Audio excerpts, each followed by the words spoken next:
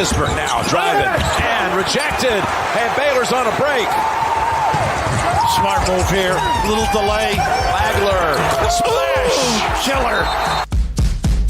Welcome to Sikkim 365 Radio. 3rd and 4, Sanders fires, tipped up, picked off by Dylan Doyle.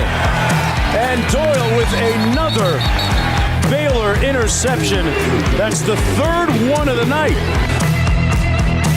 Sikkim 365 Radio is presented by IdealMRI.com. High-quality MRIs for $497 or less. IdealMRI.com. Your health is important, so is your budget. 3rd and 8. Fired over the middle. Caught on the run by Cedric Wilson. And Wilson inside the 10, all the way to the end zone. The 3 o'clock hour is sponsored by Waco Custom Marketplace. Meats, sweets, Texas treats, and a cut above the rest. 425 Lake Air Drive, Waco. Baylor wins the tip. And Meyer launches and buries one to start it. And the Bears on top. Now here's David Smoak, Paul Catalina, and Craig Smoak. All right, here we go. Sikkim 365 Radio, 365 Sports in Studio 101 Elm. Today, tomorrow, Friday, we'll be here as well. Thursday, of course, as we've mentioned, Railhead Smokehouse Barbecue on Montgomery Street in Fort Worth, about maybe a 0.8 of a mile from Dickies Arena is where we'll broadcast from following Baylor. In fact, their game to open up the tournament against Norfolk State. That game tips at 1. We're on at 3. Thanks again to Charlie Guerin, the owner at Railhead Smokehouse Barbecue. And on the forums, in the Sikkim 365 forums, in the premium section, there's a lot of chatter about those who have been there, the great food, and having fun. We'll see you there. Again, some driving in from out of town that'll be at the game as well. March Madness starts tonight. I got a problem with it, though. I got a big-time problem with this. And by the way, Armstrong, do you have the picture I sent to you? Do you have that? No. Oh, yeah, okay, let's do this one. Kansas has been to 32 consecutive tournaments. Not a surprise since they have absolutely obliterated the Big 12 for the most part for 25 or 6 years, right? Michigan State has been to 24 consecutive tournaments. Gonzaga 23.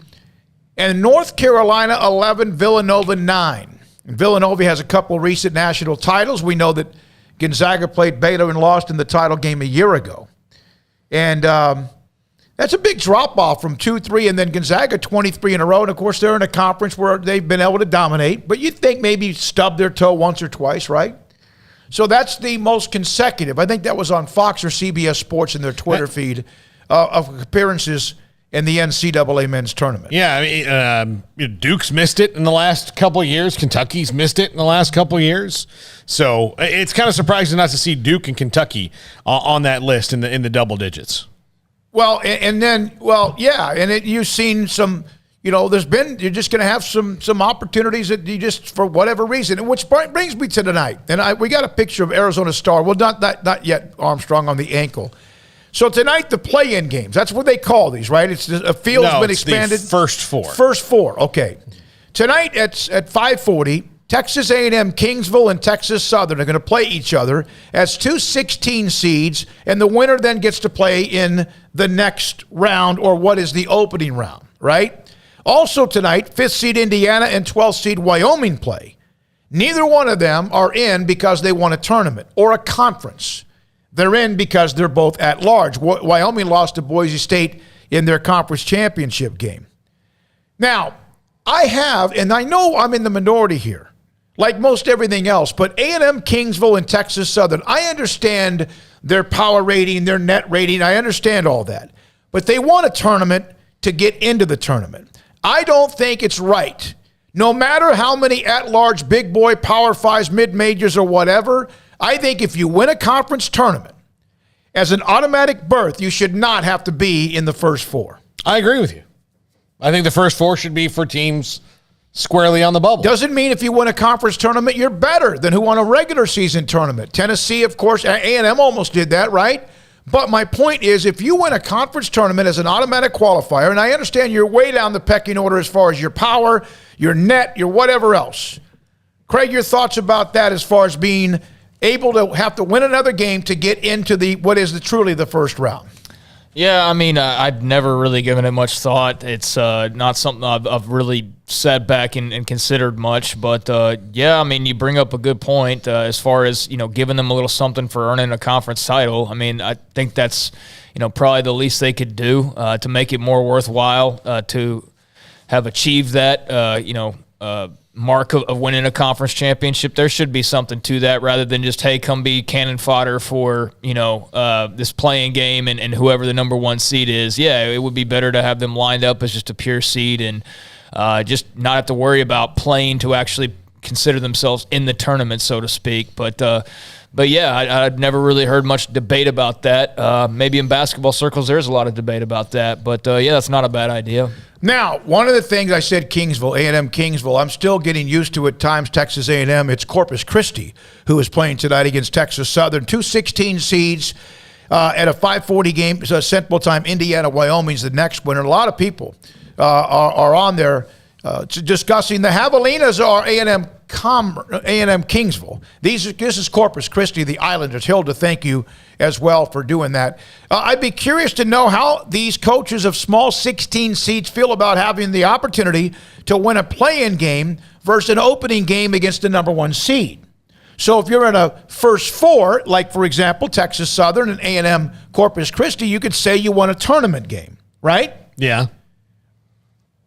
But I understand that these next two nights, this is when the tournament begins, and it's a part of the tournament, but it's almost like, oh. And I love the NCAA tournament. And look, on the road, when I've been watching the NCAA, and when I'm covering the NCAA tournament on the off days, what do we all go do? We go watch the NCAA tournament. I watch as many games as I can. I love it.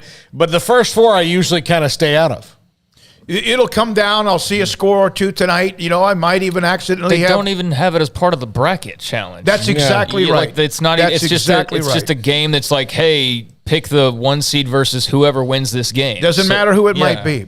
Wyoming, Indiana will eventually be in the tournament, and then you could pick them in the first round, but you can't pick that game. That game doesn't count. I have not filled out my bracket, and I don't even know why. I just haven't. And maybe I'll forget. I don't know. But those games are a part of the tournament, and yet they're not even a part. Why wouldn't you not also include those games as a part of the bracket challenge? Why not? There are 2 games tonight, 2 games tomorrow night. So I don't know. And then for example, Wyoming and Indiana, a 5 and 12 seed, and then they're going to be, I think, it's just, to me, it's a little bit like, we want you to be in, you won your tournament, you were in the tournament, but I just don't think teams that win the conference tournament, which is not as important maybe with your overall seeding as winning the regular season. For example, we saw that with some of the teams that won conference tournaments. It's a little bit of a mix for me. I'm not sure. King McClure, we'll ask King about that. He's going to join us today, ESPN broadcaster, former Baylor guard, at 4 o'clock today. Now, here is the ankle of Arizona star Kirk Krissa. That don't look good. Now, most of that is the blood from twisting, spraining your ankle. He it doesn't look like it's puffy, a little bit puffy, but he put that out himself. Not easy, but doing everything I can to get back on the court with my brothers. It's March, time to go, Justin. So there you go. And that's the ankle. That looks like you had been run over by something besides somebody else, maybe. Yeah, you stepped on that shack? Yeah. Jeez. It looks like a car backed over his ankle. I would imagine that's pretty painful. And, that's a little bit of a blow for Arizona, maybe a lot of a blow for Arizona if he's severely. I mean, he's obviously not severely. I mean, he's taking pictures and all that. I mean, I don't know what his status is, obviously, but that's now a big question mark for the Cats as we get ready to get this thing underway. Depends on who you look at, who you write, or who you follow. There's kind of the feeling he'll be back, or they might just say, hey, let's just let another day or two go by and make sure that you're completely healed. And sometimes it comes down to not so much that somebody, I guess it is a pain threshold. You hear that a lot, like LJ Cryer. I'm sure LJ wants to play, and there's times he's probably pushed himself, and one time he did, and then the next day he was out so you don't know, and sometimes others have different pain thresholds. Doesn't mean they're tougher or more competitive. It's just kind of the way the body is built. Now, Armstrong. I mean, he's like their leader in a lot of different. Oh, he's fantastic. I mean, that's a huge blow. So I'm sure they'll give him a little magical shot at some point if they can at all, and see if that helps. But I mean, he's going to be in pain regardless of what they do. I mean, there's no getting around that. Just a matter of how effective he can be. All right, Armstrong, throw it up there. This is again Craig's birthday. Happy birthday to Craig. I tried to do as close to your colors of your favorite college football team as I could. That's good, yeah. I don't know if they have, I don't know what would Oklahoma, is it Crimson? Yeah. That's pretty close. That's great. I appreciate that. Now, I have it in here in the studio, but I have also a box of smaller cookies for those who don't want to die, because Craig might take a finger off if you try to get into that. Look, it's his birthday. It's his right. He could go home and eat that with his fingers out of the middle if he wanted to. Yeah, just start in the middle and just kind of ruin the whole thing. So happy birthday. That's kind of what you do with cookie cakes. The middle's the best part. You have one coming up in April, right? I do. Yeah, 42. Jackie Robinson. Yes. There you go. Halfway to 84. I think about these things constantly. I try not to. Yeah, 2/3 of the way to 63, which would be me in May.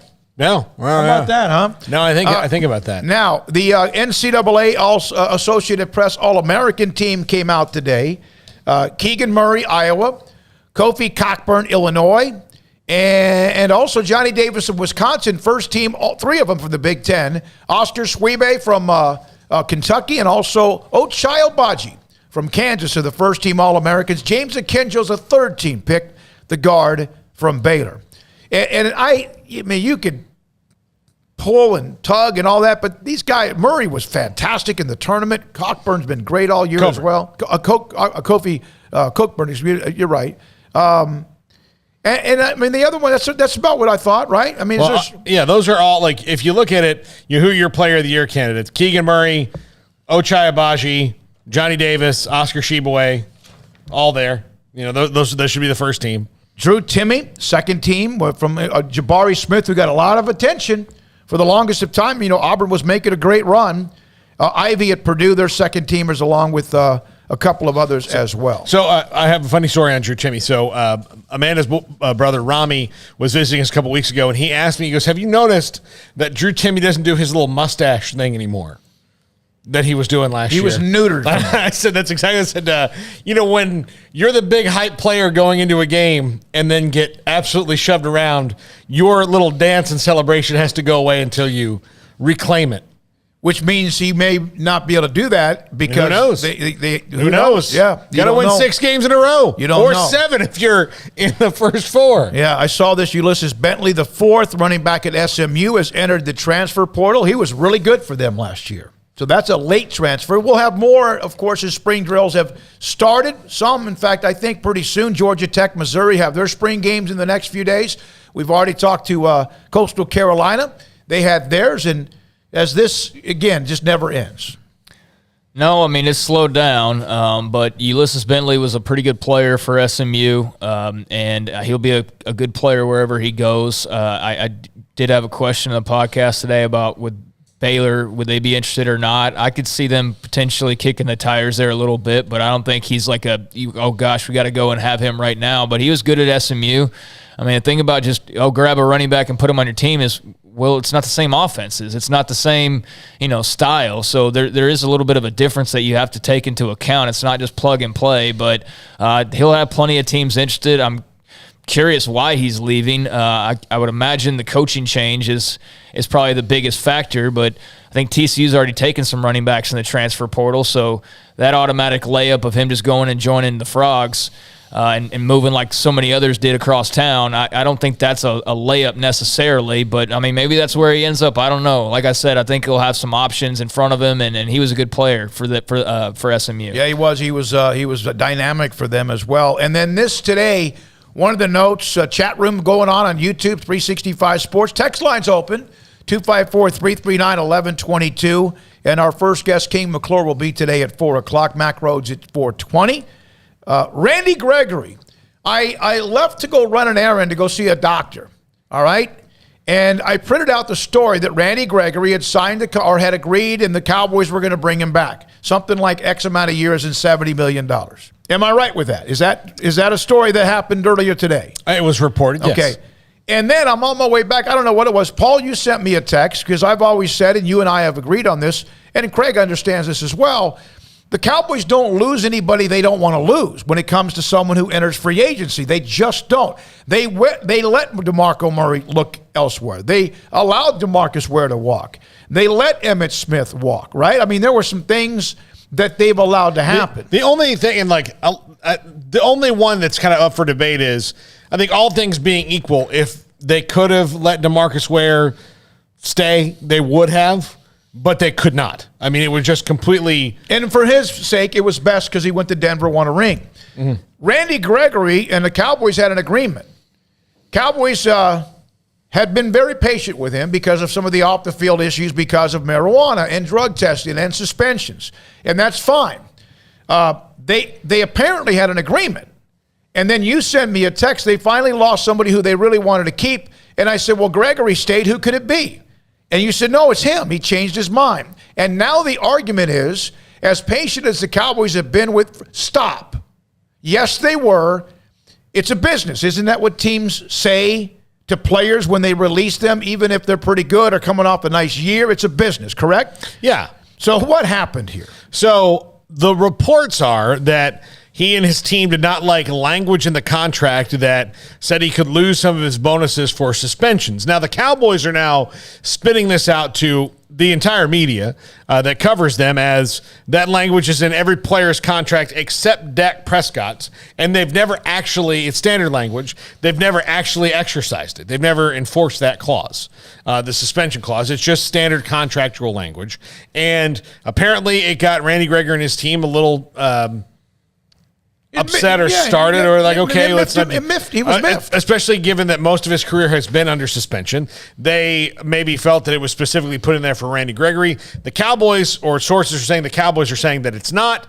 And Randy Gregory's off to Denver, which I actually thought Randy Gregory was going to leave at the beginning of the offseason anyway. So I'm sure the Cowboys have a plan B. What's weird about this is they made every deal they could leading up to this today to be able to do this. And so this is not even them losing a player that they wanted to keep. They had the agreement in place and it was done. And the contract in Denver and the contract in Dallas are same one. Pretty similar, yeah. Is there different rules for smoking pot in Denver than there is for it's NFL, right? They've alleviated a lot of that, right? Yeah, I mean, it's going to be state law. I know it's different. It'd be really hard to get suspended for pot right now. Yeah, I would think so. Now, what are your thoughts? 254. I don't think it's any coincidence he ended up in Denver, where it's legal, though. I mean, I'm sure that probably crossed his mind. I don't know if that was the best choice, if that's still a problem for him, given the culture there. And that's a great point. You want to make sure he remains around people who have allowed him to get through a lot of things he deals with, and you hope that Denver has that same support system. You would think they would. Just saying, for a guy who has marijuana issues that have cost him money and many games in his career, Denver is just kind of an ironic spot for him to end up in. Yeah. No, that's why I brought it up. And you know me, I don't even know half the laws of what states have what, but I do know Colorado is full throttle into that. From Chris on the play-in games, or the first, whatever they're called. Smokey, these play-in games tonight would have been much more entertaining if teams like Oklahoma, who had just missed the tournament, were in the play-in games, or whatever they call them, the first four. The first four. Yeah. Yeah, I mean, they're a red-hot team, although they lost to Texas Tech, and that was a bang-bang game. I just don't like the fact that you already know that of the 16 seeds, you know pretty much which conferences that's going to be. And it's not always every year the same four, but pretty close. There's a rotation of, what do you think, 5 or 6 conferences. Yeah. And then also you're a 16 seed, and then if you win, you're still a 16 seed. Mm-hmm. Am I right? Yeah. So Texas Southern and A&M Corpus Christi, whoever wins, remains a 16 seed, even with a win. And I'm not saying it's unfair. I just don't know if I like it that way. Why not with Michigan? Why not Michigan? I know they're an 11 seed. Why not Michigan? Why couldn't it be somebody who slipped in at the end? Who was it, Davidson or Richmond or something? And I'm not saying they shouldn't be ranked higher either, but why not one of those Power 5 or Group of 5 teams that is in because they're at large, making them play a game before they get to play in the tournament? Most everybody believes starts on Thursday. Yeah, I agree. I agree with your assessment. Why not one of the teams that barely made it in? But I guess maybe the teams that are in this are barely-er made it in. Barely-er? I guess. All right. I was just asked on the chat by Hilda, we have a bracket madness type thing from whatever. Is ours basically ESPN's, but it's ours? It's like our group? Yes. It's in the forum section. The Sikkim 365 bracket is back. I'm going to send that link in case you're on Sikkim 365 Hilda. I'm sending that right now in the chat room if you're a member of Sikkim365.com, which is more than worth doing any of that. So now the other part about Randy Gregory is that, and Craig, you've got some news on some revenue as far as projections, Big 12 and all the other conferences moving forward. Randy Gregory out, and you're like, oh, Cowboys. And now all of a sudden, I saw where Jane Slater reporting that Cowboys are hot and bothered after Von Miller, which I know that was always something they were probably interested in anyway. If you change and lose Randy Gregory, you've lost him, and you get Von Miller, wouldn't that be better based other than age? Other than age, I mean, production-wise, Von Miller's been way, way better. So bring him back home. Dude's from DeSoto. You know, get it done. I think that would be better, and especially when you have a budding superstar in Micah Parsons, who better to show him the ropes of superstardom than Von Miller? Yeah, and now he played on a team that just won the Super Bowl. He won a Super Bowl in Denver. I would take him over Randy Gregory in a heartbeat. I would think he's fantastic in the clubhouse. I would think he's a guy that you would want your younger players to be around. Craig, Von Miller, now how much is he going to cost compared to what they were going to pay Randy Gregory? That has something to do with it as well. Yeah, I have no idea on that. The Von Miller thing, Paul talked about that a little bit yesterday. Yeah, I mean, it's a nice safety net if that's the route that they have to go, which it appears that it is. I mean, Randy Gregory's going to Denver, so they need somebody. And, nobody loves stars on their helmets or on their roster more than Cowboys fans. So the fact that he's a name guy certainly helps his chances, and I'm sure Jerry would love to, do the whole, hey, he played at A&M and buy his jersey now, and he's back in the state of Texas, that whole thing that we hear like every other year with some guy. But, I mean, that would be cool for Von Miller and cool for A&M fans and cool for fans of his here in Texas. It would, be able to see him play, 8 or 9 home games this coming season. And, yeah, he's still a really good player. He's getting up there in age, but clearly he's still got an engine that it revs up whenever it needs to, and he's still a playmaker. He's put up great numbers last year in Denver, and I think he would be a great replacement for Randy Gregory per se. If you're just talking, one for the other, yeah, Von Miller's not a bad option B at all. Hall of Famer. Yeah. Now, probably. You don't go and get a guy because he was a Hall of Famer. He still played at a very high level, and one of the things about Von Miller that I just from afar, watching the Rams on occasion, and there were some obviously games in which there were highlight games, is Von Miller's motor in big games seems to be, I'm not saying it's better than in a random game against Arizona, whatever. His motor seems to run a lot. And he does seem to come up big in some of the big games as well. From Matt in D.C., he's a Cowboys fan, get Von Miller at a good price, yes. If not, draft some SEC defensive linemen, and we're fine. We need better wide receivers to win a playoff game, though. Of course, they have lost Amari Cooper to Cleveland. That's from Matt in D.C. Yeah, now, I think that they're putting themselves in position in the draft to where, offensive line, wide receiver, tight end, defensive line, linebacker. I mean, I'm not going to. Wasn't defensive end already something I heard you or others, the analysts we've had discuss, that they need to get a defensive end? And now with Randy Gregory out, doesn't that just double down? Yeah, I think so. I mean, whether you add Von Miller or not, I mean, that's going to be a short term. They're going to be out of the Von Miller business in 2 years.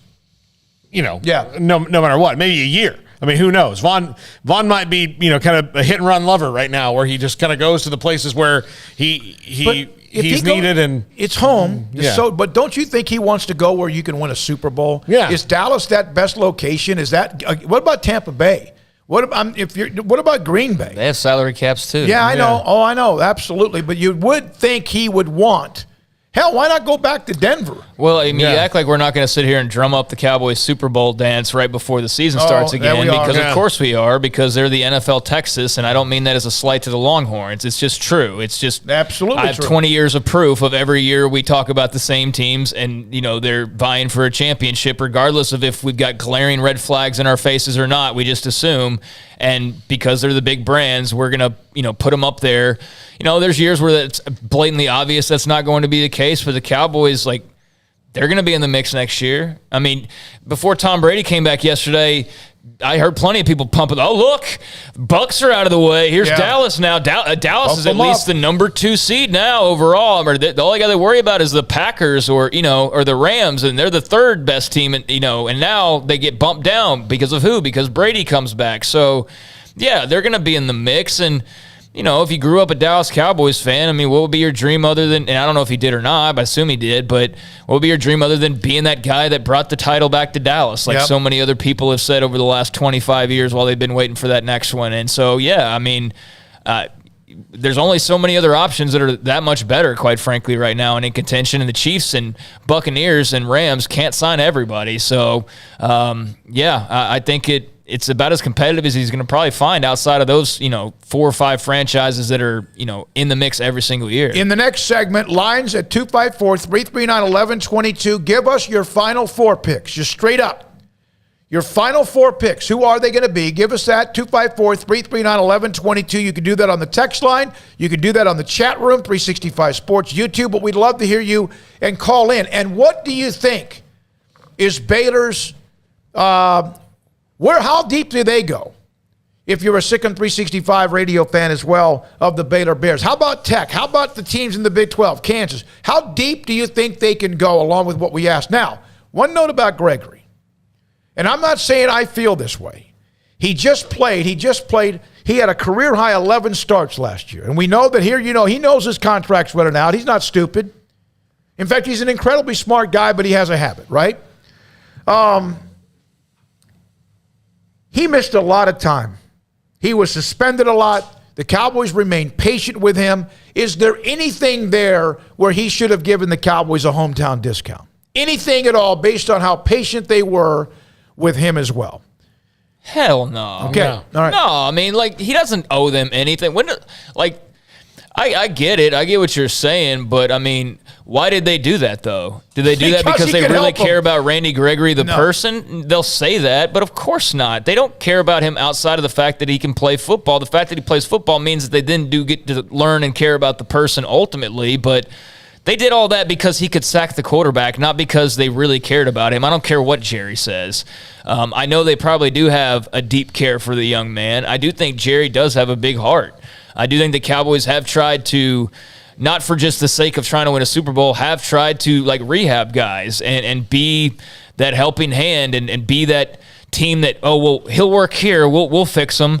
I do think there's some genuineness to that. I also think there's a lot of, and it doesn't hurt that he can help us win a Super Bowl as well. And so that's why Randy Gregory got dragged, or not dragged, but they drugged this whole process out and kept him on the line the entire time, is because they felt like Randy Gregory could help them. So no, he doesn't owe them anything. He lived up to the terms of his contract. And, it's so funny. We never, how about if a guy's loyal? Do you pay him extra? Did the teams ever really go out of their way to do that more often than not? No. But we always talk about guys taking pay cuts because of loyalty when the most disloyal people are the franchises themselves. So no, he doesn't have to worry about that. Let's break here. 254-339-1122. Your final 4 picks. And if they're all chalk or Sharpie, that's fine. Let us know. Your final 4 picks. 254-339-1122. How deep does Baylor, Kansas, Texas Tech go? How can Texas get through that game with Virginia Tech? Does that open up for them? Or, of course, Iowa State, TCU, and what they have coming up as well. This is Sikkim 365 Radio and 365 Sports. Don Shumidor and Coffee Beans on Valley Mills in Waco in the Townwest Shopping Center.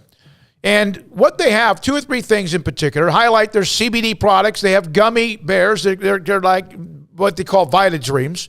Nibble or whatever you eventually understand what works for you with gummies to allow you to fall asleep more peacefully, restfully. And by the way, how often, and you can only answer this yourself, how many times every night when you try to fall asleep do you toss and turn?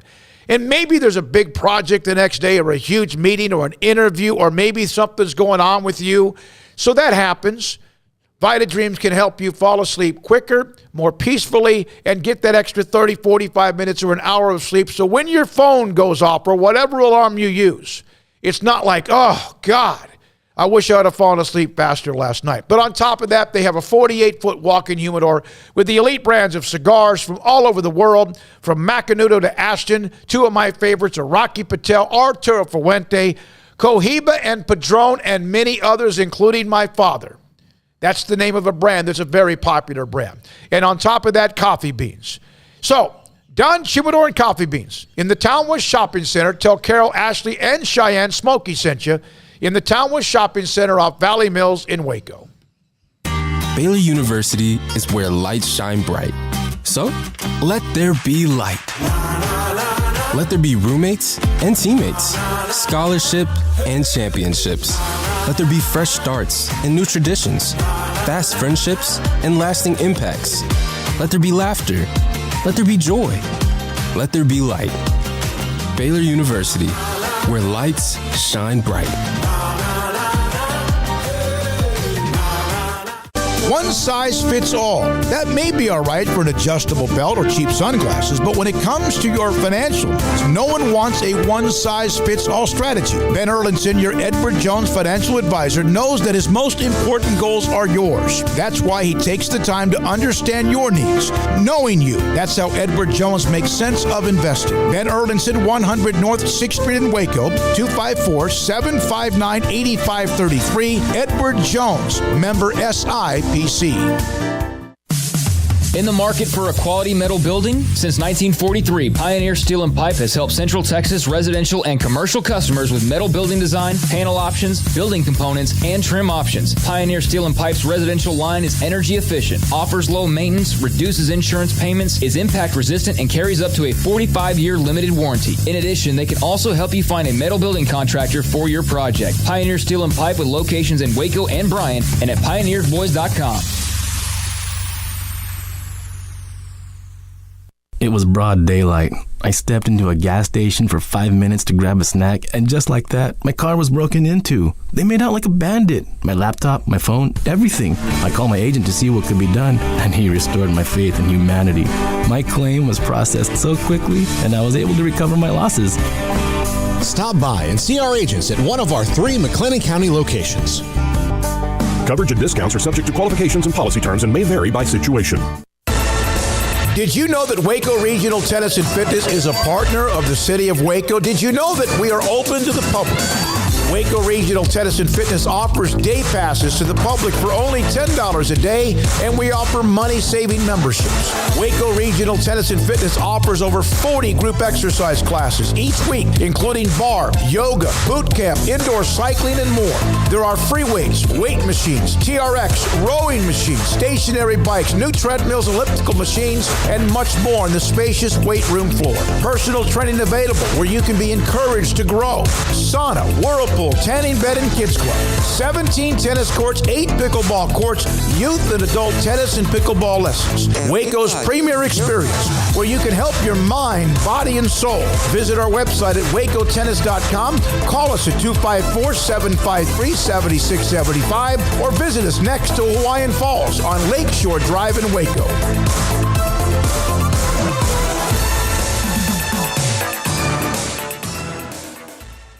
Cars priced right both day and night at Richard Car in Texas. Trucks built for you, red, white, and blue at Richard Car in Texas. Cars that zoom with lots of room at Richard Car in Texas. Count on us, a dealer to trust at Richard Car in Waco, Texas. Welcome back to Sikkim 365 Radio. Have you subscribed to our YouTube channel? Search 365 Sports on YouTube. Lee Buttercup. I wish I could include my Bears in the Final Four, but I don't think we have enough depth for the deep run. I'd love to be wrong. A Big 12 title, number 1 seed already has made this a great year. Maybe the Elite 8. Scotty B. Kansas, I say Elite 8. Scotty B. Texas loses in the first round. TCU gets to the round of 32. Texas Tech gets to the round of 32, but not Sweet 16. And then also Stephen. I'll get to that in a minute. Let's see. Iowa State, third round of 32 for Scotty as well. Stephen, and we just discussed this in the break. 254-339-1122, your Final Four picks, or how deep you think your favorite conference, not because the Big Ten, there's like 9. We don't have time for all 9, but maybe Purdue or Iowa or Wisconsin or whoever you want to give us there, Illinois. Stephen, wait a minute. Construction zone video. A guy with a shovel. And you can see it on the screen, and Armstrong and Jack have put the cameras up where you can see it on occasion. There's actually human movement right outside our front door.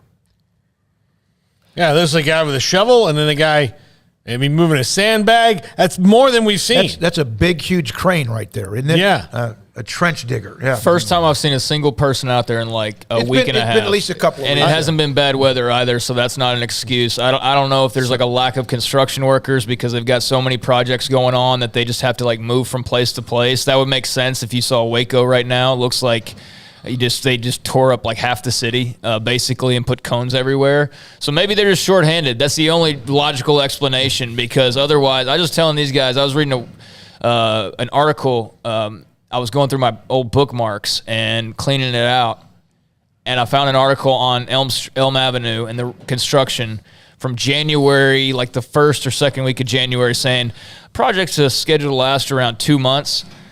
It's March 15th, so we're 2 months from that article, and they're not even halfway. They're not even close to being done. The other day I pulled up here and I saw 3 guys like going into, like, we're walking around one of the cranes, and it was just a guy getting his cell phone out of it. Yeah, they don't even do anything. I was like, oh man, this is gonna be awesome. And if they're listening, I can go now. They're gonna cut our wires. I'm telling you. I mean, they might do that on accident anyway. Mike we might be back upstairs at my house before you know it. Mike says Duke, Baylor, Auburn, and Arizona.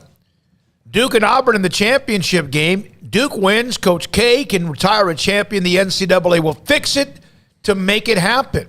Well, I don't think so, but I mean, there is that. There's a fear among others. That's a question that, I mean, Duke has not played well lately. Baylor has not. They finished with a loss. Most everybody. Auburn, of course, did. Arizona, now they're playing really, really well.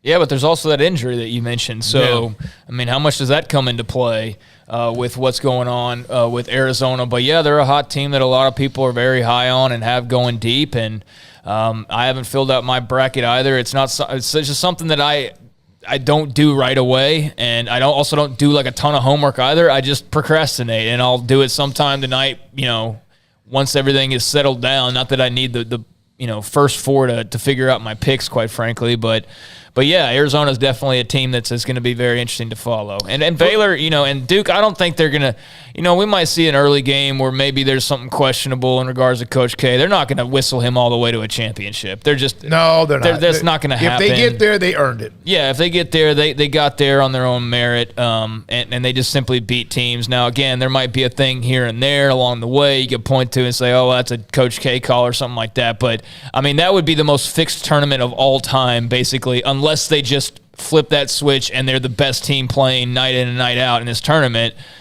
The only other option is, basically rigging it, and they're not going to do that. You can't rig shots going in. You could do the old foul thing. Well, but everybody's looking for it. They're already going to be under such a microscope as it is. I almost wonder if the officials are, maybe you're too loose because you're worried about that. You don't know if that comes into play or not. Guess what? A new listener viewer on YouTube, Baylor will have a hard time making the Sweet 16. Some kid named Hayden Bumpus.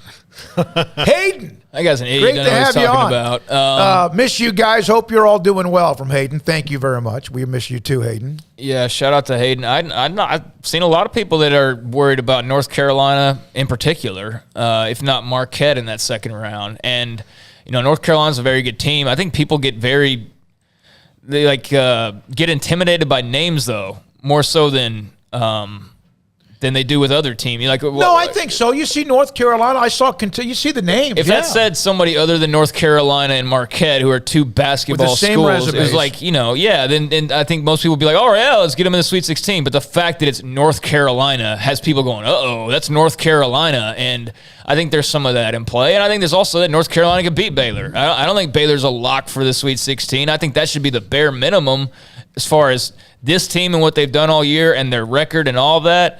Give them a ton of credit for being where they are, but anything less than a Sweet 16 is a disappointment. I think that's their floor, like the goal floor now. Where if you're a team that wins a national championship, if you're in the tournament, you should at least get to the second weekend. Yeah, and again, North Carolina, Marquette has history. It's been a long time, but they're a basketball school, and of course, with Shaka, that'd be interesting. One more note on the Final Four from Chris. I think Duke, Baylor, Tennessee, and Kansas all look like they could get to the Final Four, so that might be your pick. So we got some more as well, but let's go to the lines. 254-339-1122. King McClure, ESPN, former Baylor guard, will join us today at 4 o'clock. All right, Diane, before we go to break, thanks for your call. Thanks for holding.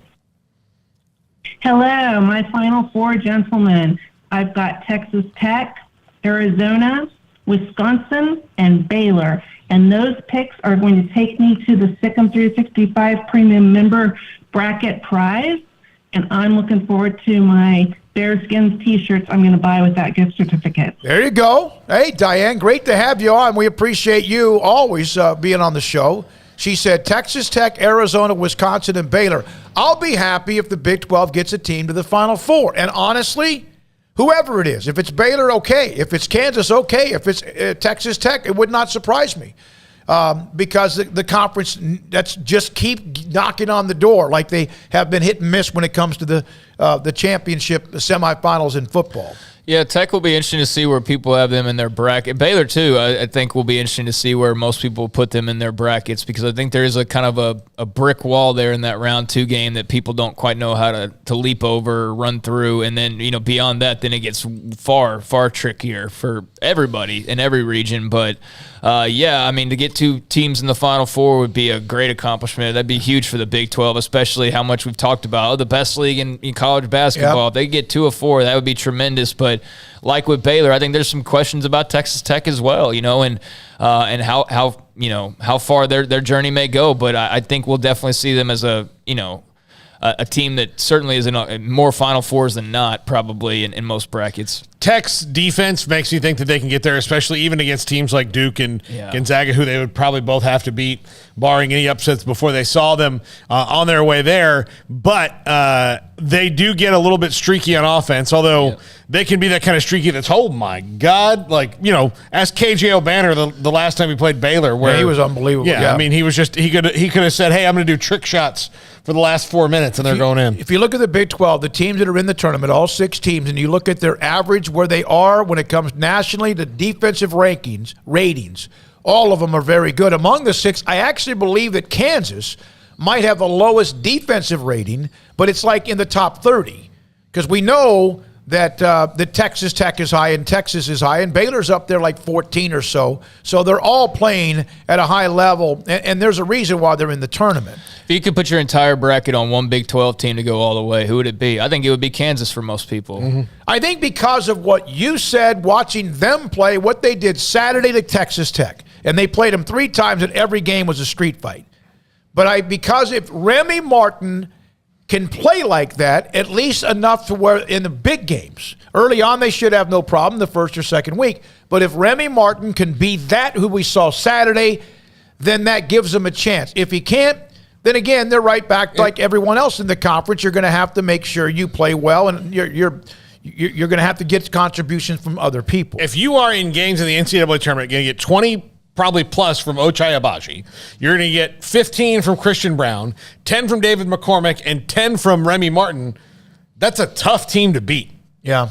I mean, I'm just saying because she has Tech and Baylor in the Final Four, and hey, I'm not arguing with that at all. I mean, that might very well be who ends up in mine. But just saying, if you had to pin it all on one Big 12 team to life or death, like this team's going to win the title or bust, and yeah, I think it'd probably be Kansas, I would think, but I know there's probably going to also be a lot of Tech and Baylor as well. And, I'm curious to see kind of when they have all of the brackets and then they update it after every round of like this percentage of people had this team. And, I'll be curious to see kind of who were the most popular picks amongst the fans. Having said that about Remy Martin, if in fact Baylor somehow can push reset and they can get a deep run going, how can they do, with who they have, which is very few, but with what they have, who's the one that will be the difference maker? Matthew Meyer. Would it be Matthew Meyer?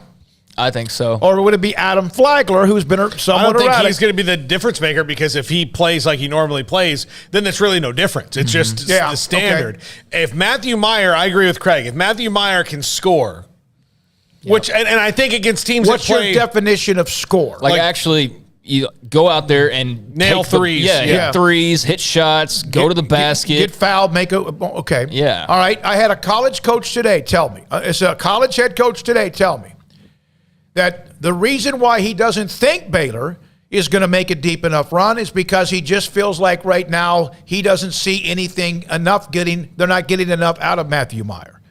And so that's not a critic. He said, listen, he's the reason why they had a lot of chance to win it last year, and they did.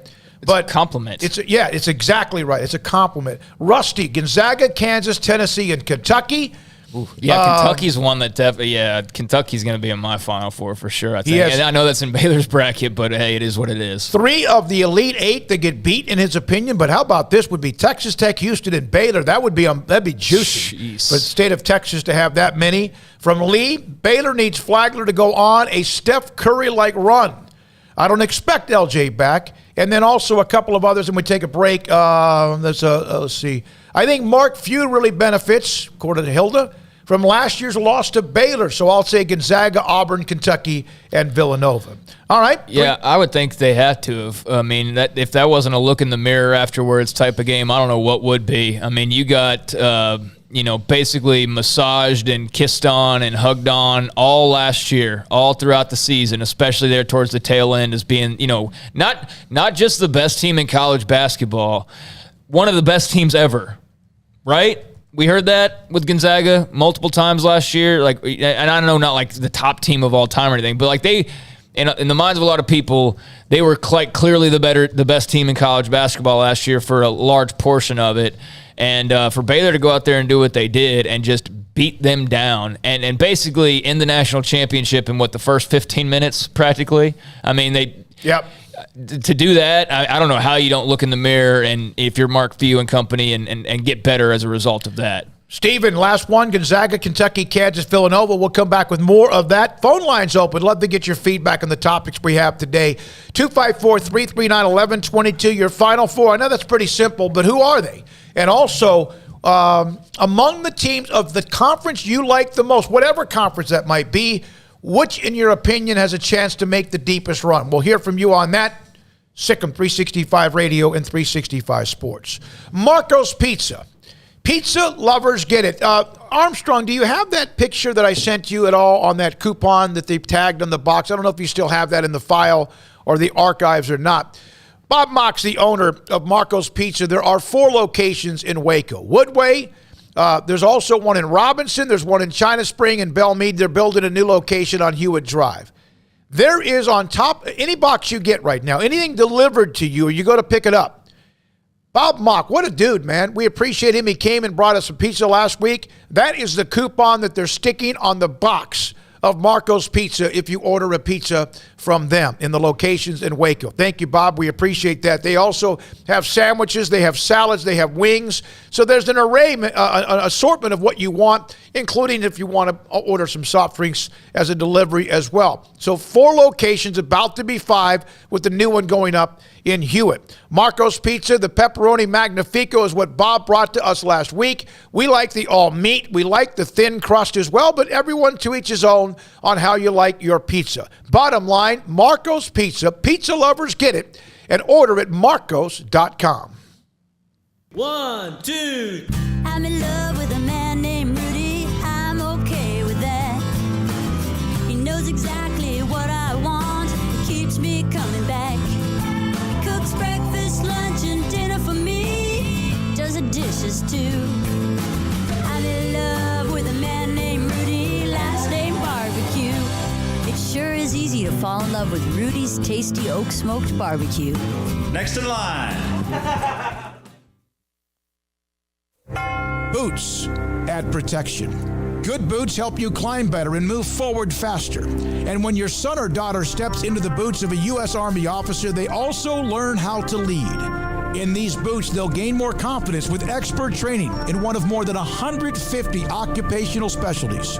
In these boots, they'll stand a little taller and lead a team with diverse backgrounds and areas of expertise to successfully accomplish whatever challenge comes next. In these boots, they'll earn respect with valuable experience from day one that will give them solid footing for success into the future. Highly qualified candidates who earn a spot on our team can receive comprehensive health care coverage, college tuition assistance, and a bonus of up to $40,000. See all the things your son or daughter can achieve in our boots at GoArmy.com. U.S. Army Waco Recruiting Company, 254-598-8131 or 254-776-1543.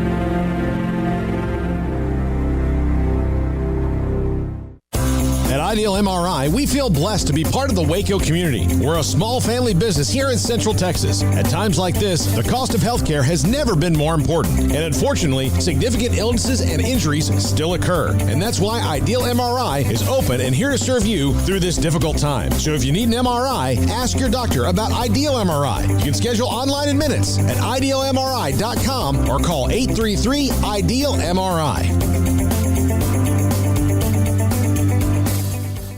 From the first workout to the last practice, sports is an incredible challenge.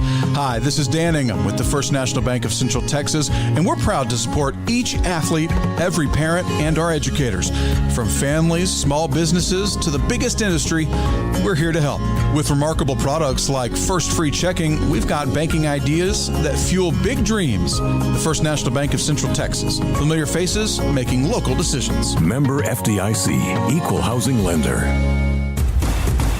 Hey, this is Bryce Petty, former starting quarterback and 2-time Big 12 champion, and I know firsthand the importance of being in top shape both on and off the field. So listen up, men. If you're feeling beat down day in and day out and looking for that high-performance edge that separates the men from the boys, then look no further than the Petty Clinic Low T in Waco. Petty Clinic is a comprehensive men's healthcare clinic with an atmosphere catering to men. Board-certified Dr. Kent Petty has a special interest in offering the highest quality medical care to men of all ages. Some of the services offered include screening and treatment for low testosterone or thyroid, infertility, high blood pressure, diabetes, high cholesterol, sleep apnea, while offering comprehensive wellness exams and complete men's health lab panels. High performance men, remember, it's not just a Petty thing. This is Bryce Petty, encouraging you to reach out and Google search Petty Clinic Low T or go to pettycliniclowt.com and get your complimentary lab screening today.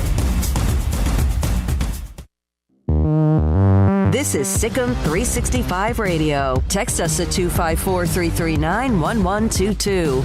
The Sikkim 365 radio text line is sponsored by Riverbend Liquor and Wine, with the most extensive variety of craft beer in Waco. A hidden gem on Lakeshore Drive and 19th Street. Biscuits and gravy, just looking at the road makes me want crab cakes from 310. Yeah. That's right down the road, right? Yeah. All right. I don't know. I'm sure this has hurt him a little bit. I would think so. When I was rereading that article from 2 months ago that said it was supposed to be done right about now, the basis of the article was the businesses getting affected. And one of them, in fact, and I forget which one, within like a couple weeks' time, had gone down 50% in sales from like the previous few months because of just nobody can get to their business anymore. Yeah, and then they're like, well, there's signs, and it's like, yeah, but they're kind of sporadic and one day, one lane, one road's open, and then it's not. And so I can see where it's definitely hurting local businesses. Yeah. Absolutely. And look, if you're in Waco, you're coming to Waco, and you come down here, and you want to patronize some local businesses that have Revivals down here, really great lunch sandwich spot. Brotherwell Brewing, our good buddies are down there if you're a beernik. And then 310, great barbecue spot that's open on the weekends. Please. Yeah, well, exactly, but it's hard to. And there's some 3 or 4 different barbecue places up and down this road as well, and some are hard to get to. Some of them you got to go around on a dirt road behind the building, whatever else. That sucks for them. King McClure at 4 o'clock. Bob Williams, happy birthday, Smokey Jr. No, that's a compliment. I hope. I wish I had known about Zona, the injury, before doing my bracket. Now, Scotty B. You can change it. You can change it. Time. You got time because tonight's games don't count. Yeah. Which makes me so infuriated. But Scotty B, I have now done 16 brackets on ESPN, 3 on CBS, 1 on Rudy's bracket challenge. Man. Scotty B. Pick one. Yeah. You're going to drive yourself nuts. Well, that's the thing is, like, you do so many, like, you are rooting against yourself. That happens. It's kind of like people who play fantasy football and they have, like, 3 and 4 teams, and then one game you're watching the Cowboys in Washington and you're rooting for Dak Prescott, but you're also rooting for Washington's defense because your other team has and, like, that's kind of by having so many brackets, kind of what you do ultimately. That's why with fantasy football, I'm in 3 leagues. Well, then you're doing. But what I do is, for the most part, I try to draft the same people. Now I'm going to have a couple of it, but I'll have teams that have the same guys, so that way I don't have to worry about it that much. And you roll with it, and you have one league that matters more than the others. I can't do them at all. Yeah, that's fair. Everybody's got like their homeboy league or their family league or their whatever. Or the office pool, the one that they they will really want to win that one. Yeah. But I think it's cool that you're I think you're going to probably end up rooting against yourself on a few games to make sure one bracket works and all that. But I think it's cool that you're so passionate about it and you're so excited about it. I think that's awesome. So you have Derrick Henry, and he's playing. Let's say they're playing the Colts. And you have Derrick Henry in the Colts defense, and he pops a 75-yarder. Usually when I do that, if I have Derrick Henry in the Colts defense, I'll go get another defense. Yeah. All right, Hilda, Gonzaga plays finesse, transition, conference, and doesn't get enough court time against teams like Baylor, Kentucky, Texas Tech, or Tennessee. Physical 40-minute brawls. And we saw that come out. That doesn't mean – listen, Gonzaga was really, really good last year. They just happened to take on a team that was – really, really good. One of the best teams we've seen in a long time. Yeah. I mean, they really are. And I almost hesitate to say that because I don't want to sound like a homer, but it's true, though. Like, they absolutely were. And every measurement says so. So, I don't feel bad about saying that. But, Gonzaga's plenty good. I mean, they just ran into – they played about anybody else that night. They may win that game, but they were not going to beat Baylor that night. And maybe not on another night either, just given the roster that Scott Drew had. But – they're plenty good, and if they hoisted the title at the end of this thing, I wouldn't be surprised at all. I think there's maybe something to being battle tested, but you can be too battle tested as well. I mean, look at Baylor. I've seen that. I've seen that in Baylor, particularly. The years that they lost to Georgia State and Yale. My thought was they had to fight so hard to get out of the Big 12 in those years that when they get to the NCAA tournament, they're a little banged up, and vulnerable. Let's go take a call. Paul from New Jersey. You are on Sikkim 365 Radio. Thanks for your call. Hi, guys. How you guys doing? Doing great, Paul. The last time I called, I forgot to mention Craig's Bearcast, and I wanted to compliment Craig on his pod because it's got a lot of content, and it's really a good one-stop shop for people like me who have a busy life, and I can, spare an hour for my Bears. Thank you so much. I really appreciate that. And Jack and Armstrong behind the scenes do a great job, and Grayson's a great co-host as well. So thank you very much.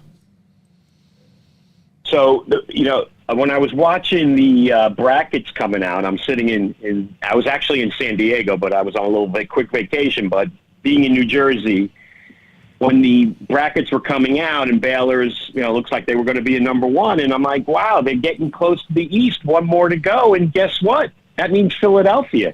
So I know it's very premature to talk about that. So I shouldn't have called, but, I should call next week after they hopefully win the first two games. But my question is, what is the local Baylor community thinking about making a trip up to Philadelphia? Oh, I first of all, we hope to see you there because if they get there, I don't know how many of us will go, but we'll try to have at least some sort of, we'll have some sort of presence, excuse me, that's the word. So we hope to be there in some particular way. I don't think I've ever been to Philadelphia. I've been pretty much to every major market in the country, but I have not been to Philadelphia, so I would look forward to that. But I would think that you'll see a pretty good contingent get there because Fort Worth's not going to cost anything. Gas and maybe if you stay maybe with relatives or whatever. And then New Orleans is really kind of something people have gotten used to, and I'm not saying that yet, but so if it's going to cost you some money, it would be the trip to Philadelphia, and people have probably saved up a bunch of money if they are Baylor men's or sports fans. And so I think Philadelphia might be a pretty good situation. It's a long trip. But it's not like San Antonio, but I do think because Fort Worth is so close, you'll see more go to that than perhaps before. Yeah, so I will, if they get there, I will be there with my lovely wife. And I guess, are you guys going to do like a radio thing down there? Or no, you couldn't do. You're just going to attend the game. No. If we go to Philadelphia, we hope to do at least a day or two of a show. Like, for example, this week, Thursday, we're live in Fort Worth at Railhead Smokehouse Barbecue. We'll come back Saturday, pregame and postgame, and be there as well after they play their game against either Marquette and North Carolina. So we hope if we get up there, we'll try to get up there for at least a couple of days, couple of shows. Okay? And we'll let you know when. Okay, fantastic. Thank you. I hope to see you up there. Maybe I'll be a guest. I'll be a guest on the show. Hey, talk to you later. All right, buddy. Good. Thanks to hear from you. Great. I look forward to that trip. If in fact we can get there and get that done. I was in Philadelphia in 2003 or 4. I was doing stand-up up there, and it was the Philadelphia Comedy Festival. It was like a contest. And I went off the stage. There were 2 people to go after me, and I felt really good. I was like, I think I might get to the next round.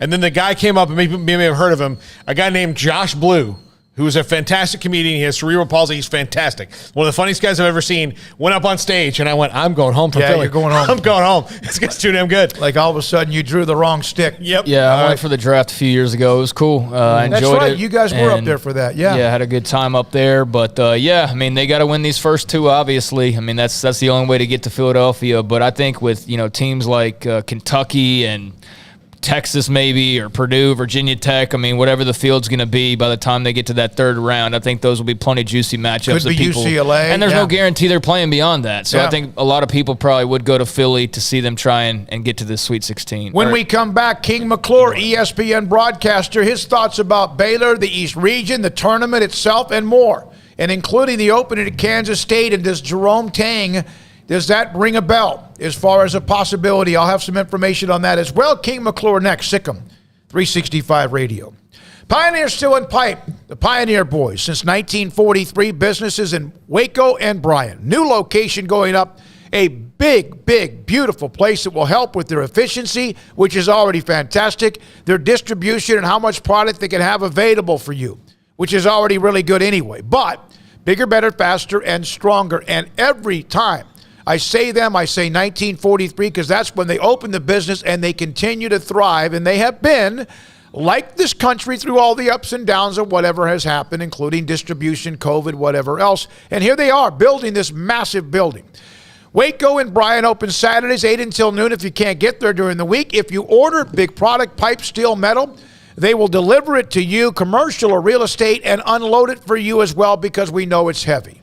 Pioneer Steel and Pipe, the Pioneer Boys since 1943.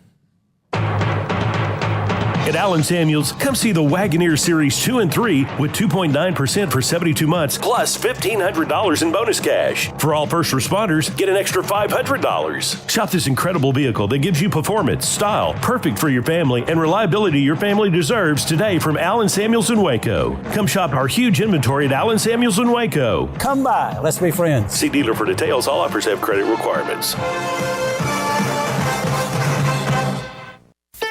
Don Humidor, your home with a 48-foot walk-in humidor with the elite cigar brands from around the world, including the #1 cigar of the year, Aging Room Cuatro Nicaragua. Plus, they have the great brands like Macanudo and Artur Fuente, Rocky Patel, Aston, and so much more. CBD, great for sore muscles, aches and pains, sleep, Vita Dreams, and anxiety, mild depression, general health and wellness. Their staff very knowledgeable on the subject. If anyone is curious about CBD, ask Carol and Ashley. Don Humidor in the Townwest Shopping Center off Valley Mills in Waco.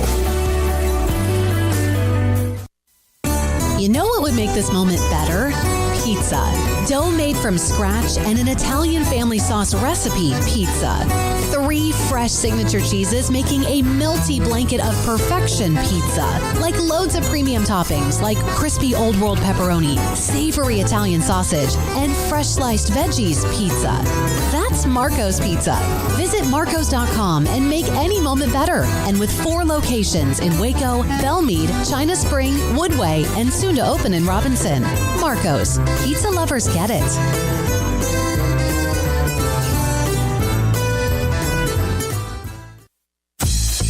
Baylor Scott and White, Southwest Sports Medicine and Orthopedics, the team physicians for Baylor Athletics, diagnosing and treating all sports-related injuries, including concussions. These specialists also provide orthopedic services for athletes and non-athletes alike, whether it's knee or shoulder pain, hand or wrist injury, orthopedic spine care, and even an arthritis and total joint clinic. Trust the doctors Baylor Athletics trusts. Baylor Scott and White, Southwest Sports Medicine and Orthopedics wants to get you back in the game.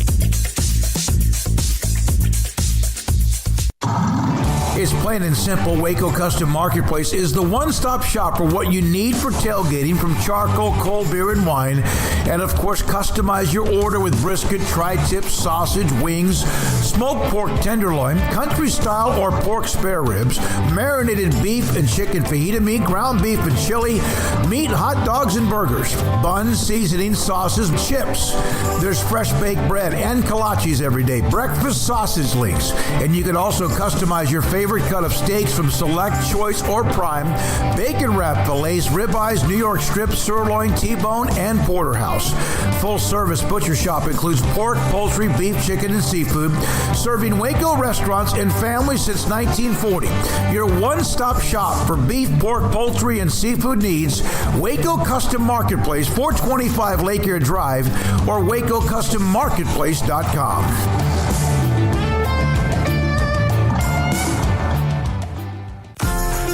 Automatic Chef Canteen is a full-service micro-market vending and office coffee provider with state-of-the-art vending equipment, a wide variety of products, and offering custom-fitted micro-market vending office coffee solutions for your employee break room. You want a full break room solution and a workplace oasis? Well, Automatic Chef Canteen, locally owned and operated for over 50 years in Central Texas, also includes in-house mechanics on call 24/7 for fast, reliable service and maintenance. Automatic Chef Canteen, 6900 Imperial Drive in Waco, or online at automaticchefcanteen.com.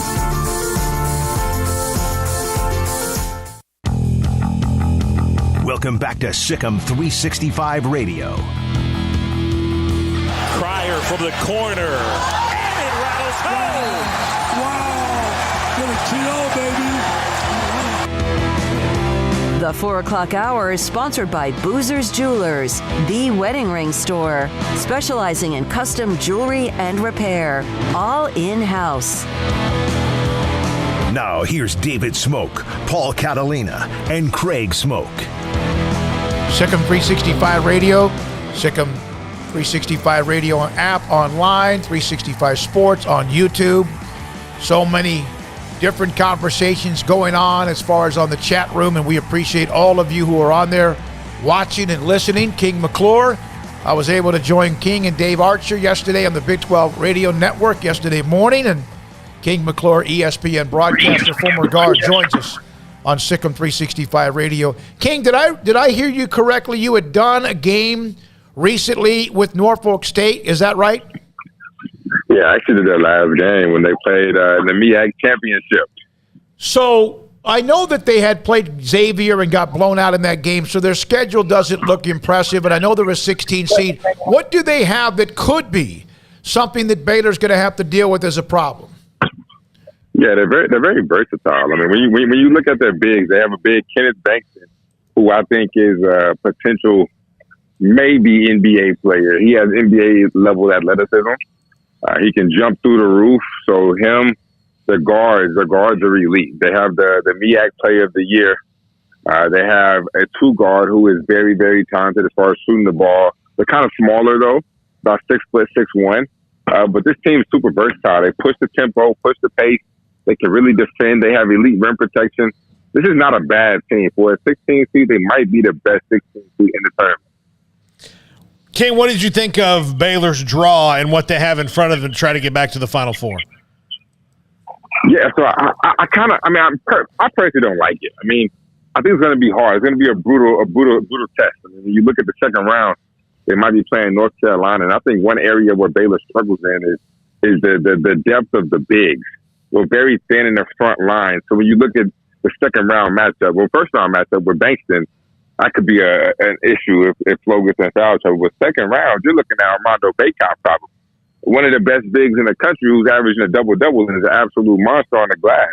So then as you progress, I forgot who it is in the third round, but in that Elite Eight matchup, you're looking at Purdue and Kentucky. And one thing that Purdue and Kentucky has are bigs. Zach Edey, Oscar Tshiebwe, two of the best bigs in America.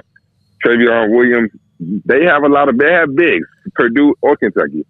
So that kind of concerns me for Baylor because their front line is thin. So I don't know how they will match up with the bigs. Yeah, in that third round, King, they'd be looking at most likely, if you just go by the high seeds, either if you get past Norfolk State and then, North Carolina or Marquette, then you're looking at either a St. Mary's or a UCLA most likely. Oh, yeah. I'm not worried about St. Mary's or UCLA with Baylor. I mean, I'm not big on UCLA. I think they take a lot of mid-range jumpers, a lot of bad shots. They can shoot themselves out of a game easily. I'm not big on UCLA. But St. Mary's actually isn't bad. They're actually pretty solid. King, you've seen what Baylor did to gut through what happened when they lost Jonathan Tchamwa, and then, of course, they have not been able to get LJ back. And there's a thought that maybe they'll push him this week a little bit, and who knows, but how much he can contribute, we don't even know. So then they just didn't play well, and they didn't defend, obviously, the three from Oklahoma. Does that affect anything this week? And is there any similarity to how they were knocked out by Oklahoma State last year in the Big 12 tournament? Yeah, I mean, I don't really think it affects anything. I mean, Coach Drew's had 3 or 4 good practices, so Coach Drew feels confident about this team. Me personally, I'm actually not mad at the loss against Oklahoma because at the end of the day, what Baylor needs is a healthy roster. So you escaped out of that game with a healthy roster. Playing 3 days and playing 3 games in 3 days, going all the way to the championship in the Big 12 tournament might not have been the best thing for Baylor. I mean, they still got a 1 seed, so that's cool, but it might not have been the best thing for Baylor because you have to stay healthy, and you playing that many games in that amount of days is a risk of injury. So they got out, they escaped, they were able to move forward with nobody getting hurt, and they're healthy, as far healthy as they can be. And they're ready to play. So I think that I'm not really mad at the loss to Oklahoma. King, I mentioned yesterday on the show, if Kansas can get out of Remy Martin what they got out of him on Saturday against Texas Tech, that's going to be a real tough team to beat down the stretch. Does Baylor have a similar thing? Maybe if they can get Matthew Meyer scoring 5-6 more points a game?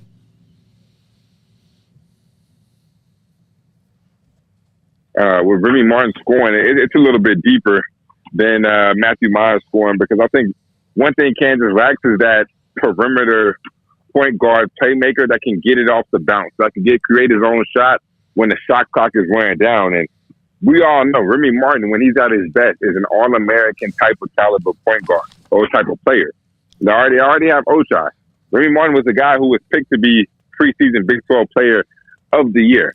So he's that level of player. So when you add that to what Kansas already has, yes, they're dangerous because you can either play him and DeJuan Harris at the same time, but you can put him in instead of DeJuan Harris and space the floor for guys like Christian Brown, Ochai, Jalen Wilson, and make it easier for even McCormick down low. So I think Kansas can be super dangerous with Remy coming back. But that second round matchup, maybe with San Diego State, is not going to be an easy one. King, when the tournament rolled around, I mean, did anything really change noticeably? I mean, as far as the team, just players individually, your own mindset, or is it just kind of business as usual and you take it the same way you would take like a week 2 game against, Northwestern State or something? Yeah, no, it's a super different. It's a way different mindset, way different mentality because your season can come to an end at any moment, and it's a tournament. I mean, as a kid, you dream about playing in a tournament. This is what you want to do. This is when you're 8 years old in the backyard shooting hoops, you're like, oh, I'm about to hit it to go to the NCAA tournament championship. Like that's the moment you dream of, and now that it's finally here, there's a lot more added pressure, regardless if you want to admit it or not. As a player, I felt a lot more added pressure when I'm in a tournament. I mean, once the ball tips up, okay, cool, it's just basketball. But before that, leading up to it, yeah, it's so much more pressure. The stakes are higher. You want to win because you want to win a championship, and it's that time of the year, the most important time of the year, and you definitely feel it as a player. All right, so you a couple of weeks ago, we had Tweety Carter on, and we had you on, and you guys went over there, and you worked out against the team, and we've discussed this with you. What did you see when you saw they won the next day, obviously wrapped up the regular season, but what did you see where they were when you guys worked out against them? I think they're a focused team. They're a focused, locked in, really solid squad. I mean, right now they're playing I would say some of the best basketball, but they're playing really good. And they're really connected right now as a team, as a unit. And that's the biggest thing I saw. I mean, every single time, every single drill, every single time we would go up and down, I mean, they're in the huddle, they're tight. They're super connected as a group. And I think that's the biggest thing that'll get them past a lot of adversities when you hit the tournament, is the fact that they're so connected in such a unit. And they play each other, they know each other well. And I like that. I like the fact that they're starting to gel and really click at the right time. King, who do you have you done a bracket yet? Have you broken it down, or do you wait a little bit? So I had to do a bracket for ESPN Twitter and ESPN on YouTube. So I had to fill out my bracket. So who do you have in the Final Four? I felt like this question was coming. So I have Gonzaga, Arizona. I'm going Purdue, and then Iowa. Ooh, Iowa! Wow, yeah, guys, huh? Yeah, I'm thinking the way the Iowa team is playing, that they're hot. They have probably, if not the best player in the country, one of the best players in the country, in Keegan Murray. They shoot the three well. They're top 5 in scoring. So in order to beat them, you have to outscore them. They don't play that much defense. Their defense is suspect. But as far as scoring the ball, you're not going to outscore them. It's going to be hard to do that. And I feel like there's a lot of teams in the region who struggle to come across points. So I like this Iowa team. King, did you happen to see Kirk Kriisa from Arizona, the picture that he put up of his ankle injury? I did not see that, but I heard it was kind of bad. Yeah, I mean, it's black and blue all up and down and all over. I was just curious if you'd seen that just from a player's perspective, playing on something like a banged up, bruised up, bad, swollen ankle. I mean, just how much that affects you, how much you think about that during the course of the game, and how much potentially an injury like that, if it lingers, could affect the Wildcats. Yeah, I think as a player, you already have enough pressure on you to go play well. I mean, it's really hit or miss, whether you're making shots, missing shots. Sometimes it goes and sometimes it doesn't. So you already have that added pressure. So now when you add a lingering injury, something every time you step, every time you run, you're feeling the pain. It bothers you. and when it bothers you, you feel it every single time. So now you start playing mind games with yourself. So some guys are more mentally tough than others. Some guys can play with pain. Some guys can't. I mean, I was one of those guys where if I was just a little bit hurt, I might play, I might not, depending on my pain tolerance, because I really don't like pain like that. But some guys can do it, some guys can't. But I think that injury to Carisi could affect the Wildcats. I think the Wildcats are a talented team that I think, if they're fully healthy, can be in the championship. But if they don't have Carisi, it's going to be tough. Yeah, and he's obviously a kind of their well, he's kind of the key to that entire team, although they have talent across the board. So, Baylor opens up with Norfolk State on Thursday. Then they would play either, if they win, Marquette or North Carolina. Which of those two, Marquette and North Carolina, would bother you the most? Is it Carolina because of what you said inside? Yeah, Carolina would bother me the most just because they're playing well right now. And Armando Bacot is a monster down low. I like Marquette because I don't think Shaka Smart has ever beat. I think he might have beat Coach Drew maybe once. I don't know, but Coach Drew's record against Shaka Smart is incredible. So I'd rather see Marquette, but I really don't want to see North Carolina in the second round. Is there something about playing? You were on teams, and Baylor's beaten the Logos. They've beaten Villanova. They've beaten Syracuse. They've beaten Kentucky. They've beaten Kansas. But is there something about playing Logos? Does that even matter to kids today? A little bit. I mean, you always know, like, okay, this is UCLA. Okay, this is Kentucky. Okay, this is Kansas. But at the end of the day, basketball is basketball. And when you see the big names across the test, you usually want to beat those guys. And when you see them, and it makes you play harder, it kind of gets you up for the game. And as a former player, we saw Kansas, we saw the Dukes, we saw North Carolina's. We want to play those teams because we want to beat them, because everybody wants to say, hey, I beat Kansas, I beat North Carolina. So, as a player, I do think it matters. I mean, you want to beat these guys. What do you think they need on an every-game basis? How many games they play from Matthew Meyer? Man, Matthew Meyer needs to keep doing what he's doing, but just add a little bit more scoring. I mean, he's doing the little things. People keep knocking him because he's not scoring the ball. But his rebounds, his defense, I mean, the things that he's grown on, he doesn't get enough credit for. So I think if he can just score a little bit more, they do need his scoring. They do need him to be consistent. That's the biggest thing I think they need out of him. Consistency, Matt. Every single time he steps on the court, we must know you're going to give us at least 10 to 12. Like, you're giving us 2 one night, 15 the next night, 3 the next night.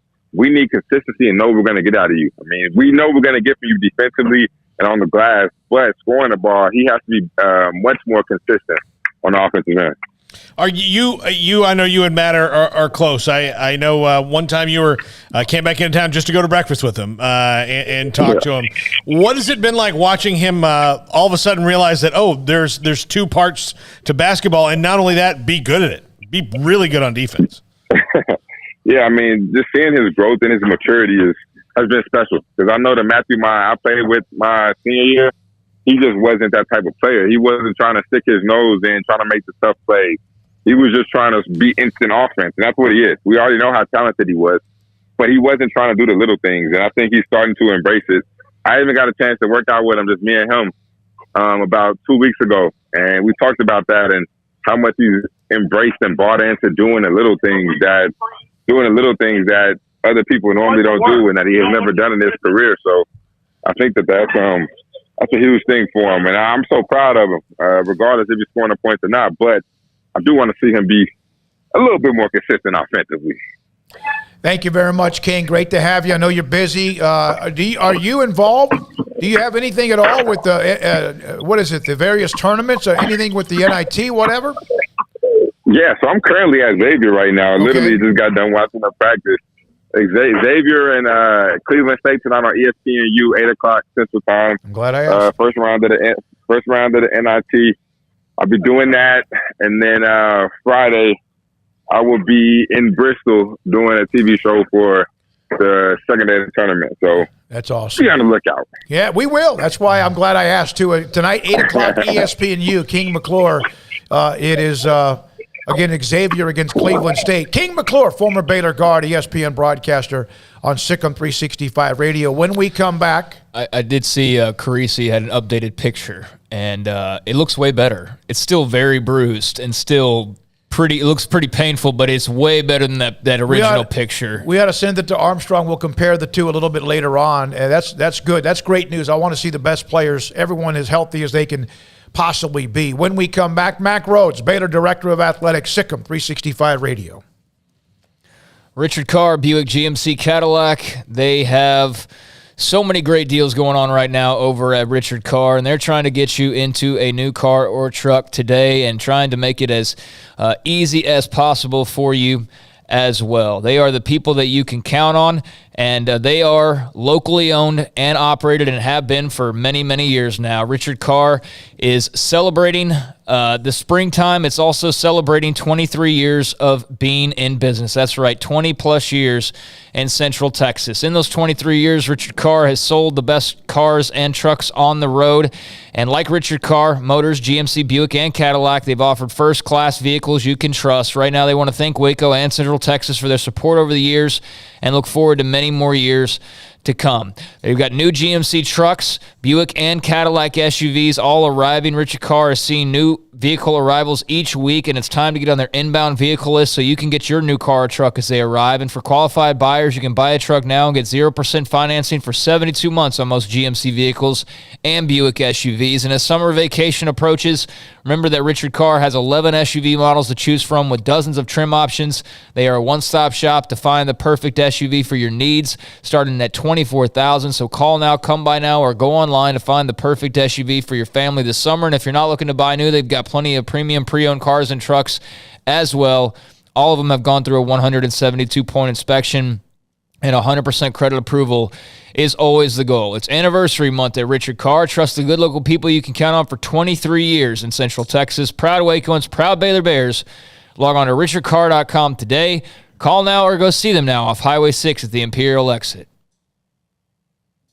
With so many companies and policies out there, it gets so confusing shopping for insurance, and I never know if I'm getting the policy that's right for me. Luckily, I met the team at the Niche Group Insurance Agency. With the Niche Group, you can go to one company and get access to coverage options from many insurance carriers, and you get to speak to a real person about your specific coverage needs. With the Niche Group, I know I'm getting the right coverage at the right price. If you need insurance, talk to the experts at the Niche Group at 1-800-258-8302. Do you or your kids get nervous about going to the dentist? Stonewood Dental, Dr. Steve Childress, he can help.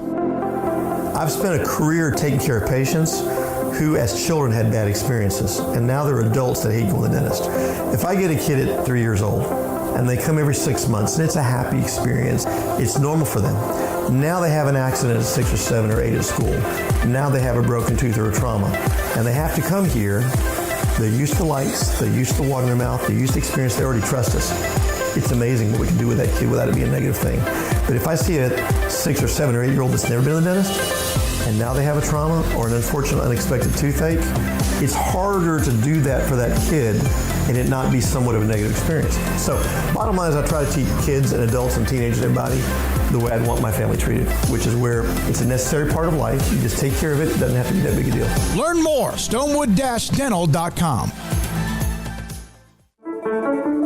One size fits all. That may be all right for an adjustable belt or cheap sunglasses, but when it comes to your financial needs, no one wants a one-size-fits-all strategy. Cam Heathcott, your Edward Jones financial advisor, knows that his most important goals are yours. That's why he takes the time to understand your needs, knowing you. That's how Edward Jones makes sense of investing. Cam Heathcott, covering Conroe and Houston, 936-756-7717 or cam.heathcott@edwardjones.com. Edward Jones, member SIPC. Let Camille Johnson Realtors guide you seamlessly through the process of buying your dream home or selling your current one. Commercial, farm and ranch, or residential, Camille Johnson Realtors can smoothly and successfully lead you through any transaction. With a team of 28 experienced agents who are excited about serving you, Camille Johnson Realtors services the entire greater Waco area. If you're in the market to buy or sell, contact Camille Johnson Realtors, 104 Midway Center in Woodway, or find them online at www.camillejohnson.com. Camille Johnson Realtors, elegant, charming, warm. Welcome home.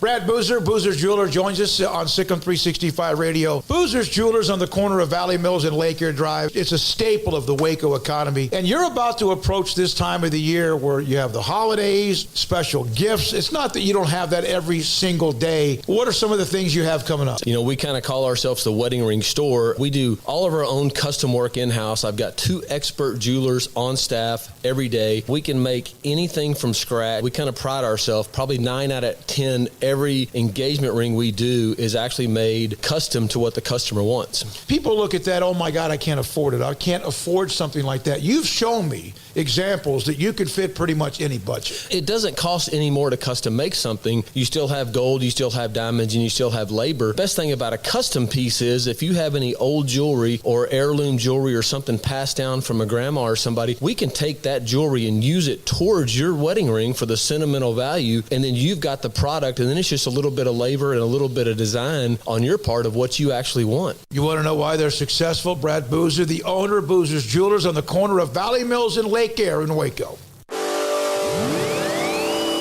Welcome back to Sikkim 365 Radio. Our weekly segment with Baylor Director of Athletics Mack Rhodes is brought to you by Edward Jones Investments Brokers, Tom Albers, Brad Wilson, Ben Erlinson, and Cam Heathcott.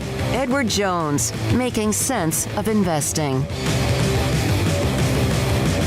Baylor Director of Athletics Mack Rhodes with us most Tuesdays. His men's and women's basketball teams about to start the NCAA tournament within about an hour and a half of each other. Baylor and Fort Worth. Thursday, the women will host a round or two in Waco, 2 rounds in Waco, starting on Friday afternoon. Mac, thanks for your time. I want to start with this. Did you see the real emotions from your women's basketball coach and Nikki Collin following that game with Texas, and how she basically just spilled the emotions out and what that game meant to her, that situation? Yeah, no, I was there by her, and certainly was in the post game press conference, and had some really good conversation with her, and you know that's one of the things that I appreciate about her most is her authenticity and how genuine she is, and she's not afraid to be vulnerable. And you know, the thing that probably stood out most is her fear of disappointing her players, her student athletes, and that's one of the reasons why we hired her, is just her genuine love and passion and just this desire to bring her best every single day, not for herself, but for them. And it's always, since she stepped foot on this campus, it's always been about them. Always, it's always been about her staff, and it's never been about herself. And that's why I think she's going to continue to evolve and be one of the best in the country. I sent a text to her, and she sent one back, and I think I can share this. You mentioned vulnerability. She said, I felt a little vulnerable today, and yet if you read various images or sayings, vulnerability is actually showing a strength of yours, is it not? Yeah, I certainly believe it is. And again, I think that's just her being her authentic self. And I think that resonates, with people that you lead. And I think, that's why, I think she's, done a really, really good job, and still quite pleased in the process of building culture, within, her culture within the program. And you've been around it. You've seen our student athletes. Mm-hmm. They'd run through a brick wall for her. I thought it was really cool when Nalissa kind of put her hand on her shoulder just to check to make sure that she was okay. But that's who she is. And again, she's done a tremendous job. Mac, what's it like to have the NCAA tournament back to the way that we all knew it and grew up loving it? And would you be in favor of some sort of a hybrid model where we do the first week like this, where it's kind of everywhere, and then the second week where Sweet 16 and the Final Four in the same spot? That's a great question. I think candidly, I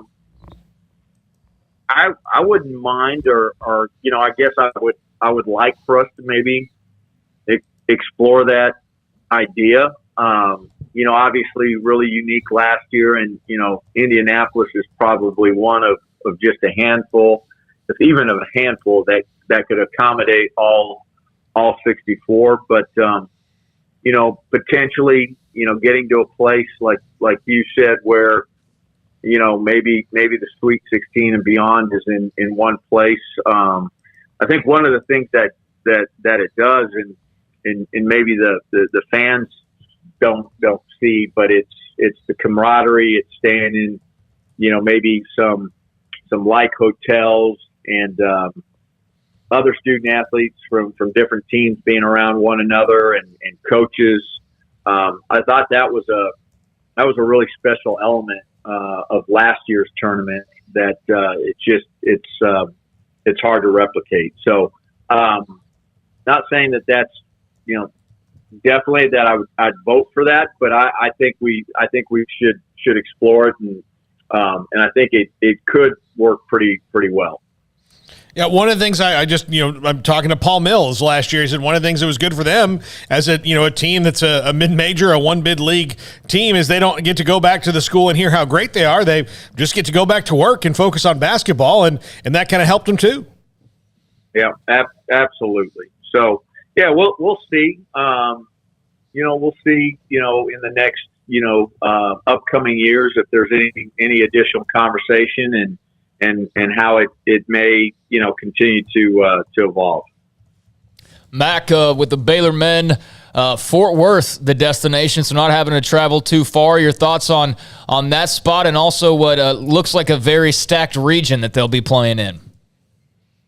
Yeah, I mean, we Coach Drew and I had an opportunity to talk right after the selection show, and we were kind of, Scott and I were kind of debating, what region's the toughest, and look, they're all tough. Nobody has an easy path to the Final Four, and I like the fact that we get to be close to home for the first two rounds. I think you have to be careful, though, when you are close to home in terms of distractions and all of the ticket requests and just all of those things that come with being that close to home. But it's great that it's easy travel for our fans. I'm going to apologize to our fans because obviously the ticket allotment is not tremendous for the first round. We receive 400, and many of those are obligated to our student athletes for NCAA rules and staff, and so it's hard to accommodate when you're this close to home. But look, we're looking for a great crowd on Thursday at 1 p.m. and think it can be and should be a home court advantage for us. Mac, the way that the conference is down the road with the expansion of the four schools, whenever, Brigham Young 2023 and others, have you heard anything at all about, or any kind of discussion about whether the American Athletic Conference is working with Cincinnati, Houston, or UCF to allow them to leave any earlier? Has anything been said about that through the various political or back pipelines? Yeah, probably the best that I can share is it's in process of the three schools are still in negotiation with the American Athletic Conference, and as the hopefully entry date of July 1, 2023 doesn't quite meet their minimum number of months in terms of notification to leave by 2 or 3 months, and so there's that process. Now there's precedent that has been set. UConn left and they left much earlier when they left the American for the Big East, and they had to certainly negotiate a higher exit fee than the $10 million, and so that's what those three schools are in the process of doing now. And I think, I would anticipate closure on that within the next couple of months. So again, still anticipating that July 1, 2023 date, but certainly nothing has been finalized, and again, hopefully that doesn't change. Is there anything new going on with Texas and Oklahoma other than the standard legal? We're going to leave in the summer of 2025. Anything new there? No, not at this point in time. And we just had Big 12 AD meetings in Kansas City, and both Oklahoma and Texas were there, and we really focused on kind of what the schedule would look like, not just football, but all sports. What are some of the principles in place for all of those when we think about having, for this 2-year period of time, 14 teams. So that's the way we're moving forward. At this point in time, could something change in the future? Sure it could. Sure, it absolutely could. But right now, it's tracking, the 14 teams together for those 2 years, the 24 and 25 football seasons. When you guys are in a group, if there's Big 12 meetings, is it safe to say that when Texas and Oklahoma have recommendations, it doesn't mean quite as much as it did before? You're assuming that we allow them to give recommendations. I was going to say. Okay. Could you at least just give them a little suggestion box you could get to it when you get to it? I'll leave it at that. And I did misspeak, the 23-24 football season. Yeah, 23. Yeah. Mac, so, but they've been cordial. So they've been cordial meetings. Mac, I asked you about the men. The women, they're going to be at home for hopefully what is 2 games. Last time that Nalissa Smith, for example, will be playing in the Farrell Center. Obviously, she's been a Baylor, hoop superstar in her time in Waco. But, you talked a little bit about Nikki, but just your thoughts now. Obviously, disappointing the loss to Texas, but entering her first tournament as head coach, the last ride in Nalissa, and just your thoughts about being able to have 1, if not 2 games, hopefully, here in Waco.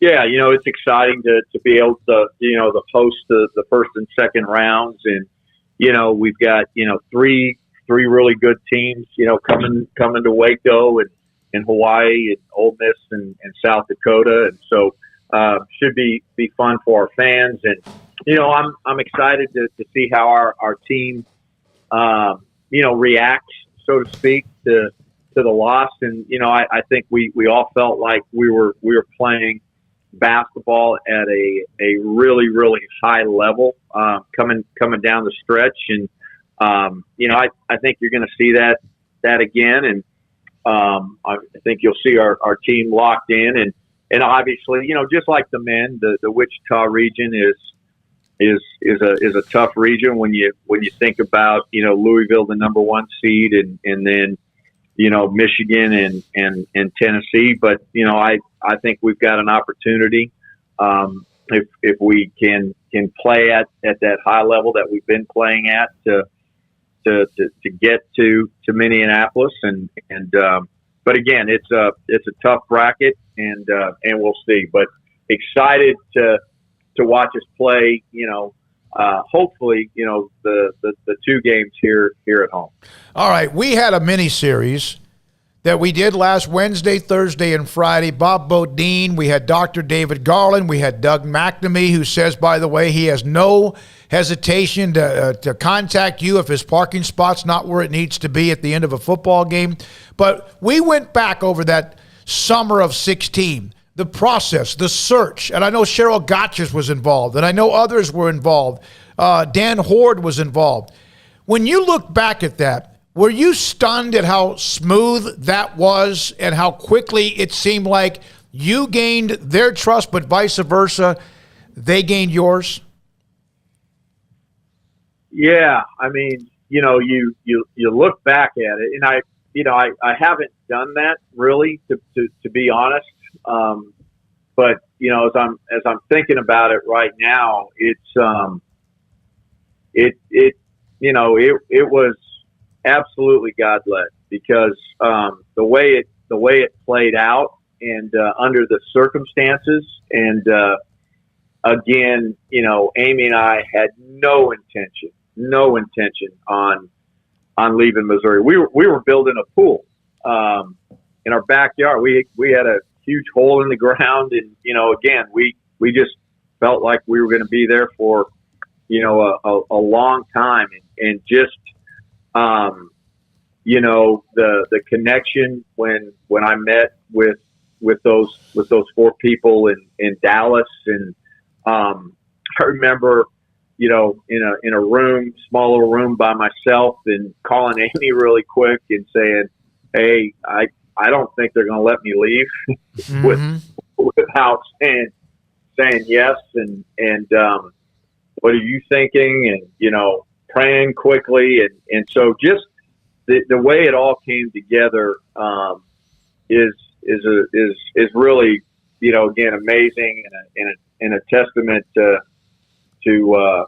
God is in control of all things, and you know, you've heard me say it before that we were absolutely called by Him to be here, and it's, you know, it's been special, and you know, despite, you know, all of the detractors, and there were many, quite frankly, really good friends that said, "What are you doing?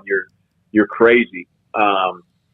You know, you're crazy for doing this, and you just ruin your career." And I don't know. I never even gave that. You know, I never even felt that. Now, you know, hey, there were some moments and some times, particularly that fall of 2016, that, hey, maybe they were right, but no, it was really special the way that came together, and again, just God leading it the entire way. Kevin Gall, obviously now working with you at Baylor as well, a part of that search as well. I know you're probably like Dave Aranda. When I told you last week we were doing a kind of a mini series, you probably went, "What the hell are you doing that for?" But I thought with all the success during the regular season with basketball and what they've done in football and so many more things, it was time to reflect back on that time. We do appreciate your access every week, Mac. Well, thank you all, and appreciate you talking to those folks. And by the way, I did try to call them and tell them not to do it. A couple of them didn't listen to me, and unfortunately, yes, McNamee still has my mobile number and still calls. No, you can't tell him anything. No, and he is so far up the food chain now, man. You can't. Yeah. Thanks, Mac. Yeah. And he reminds me. All right. Mac Rhodes, Baylor Director of Athletics, every Tuesday with us. Mike Bean, I'm glad you had the balls to ask him about it. We were all wondering on the change, the move, and then also Lee Buttercup, Missouri, wondering why they never had the success with Mac that Baylor is having. Maybe it is you, Tigers, and that's from Lee. Yeah, Appreciate that. Missouri had their own self-inflicted wounds, Yep, to be they did. sure. But yeah, I was almost going to ask him. I just felt like we could let him go. But what those people who are telling him not to take the job, what are they saying after a women's title, a men's title, a Big 12 title in football, you know, so on and so forth? I'm sure they're probably glad he didn't listen to him, because there were definitely a lot of people thinking that was just the worst move imaginable at that time. Everybody that was a part of that search firm that I had a chance, or we had a chance during that last week to talk to, said that. They put him in a room, they left, they said, make a decision. And they didn't give him much time. And he just mentioned that when he called his wife, Amy, to get kind of her feedback as well. Sikkim 365 Radio. I do want to know, too, and I can't ask him this because it's not really his call, but when does football spring practice start? The spring game's like a month and a half away. Yeah, it's probably. I would think you're going to see something. In fact, Jack put together a list of all the spring games, and today I contacted Missouri. Today I contacted Georgia Tech. They're up next. We had Coastal Carolina. That's a good question. I'll try to see if I can get that information. When we come back, Craig's off the radar. John Machota today at 5:15. We're not sure. Kyle Keller, SFA head coach, may not be back from something he's involved with. be on with us at 5 today. Not sure about that. We'll have John McClain on the NFL stuff and also Paul's Top 5, Sikkim 365 Radio and 365 Sports. From the first workout to the last practice, sports is an incredible and rewarding challenge. Hi, this is Dan Ingham with the First National Bank of Central Texas, and we're proud to support each athlete, every parent, and our educators.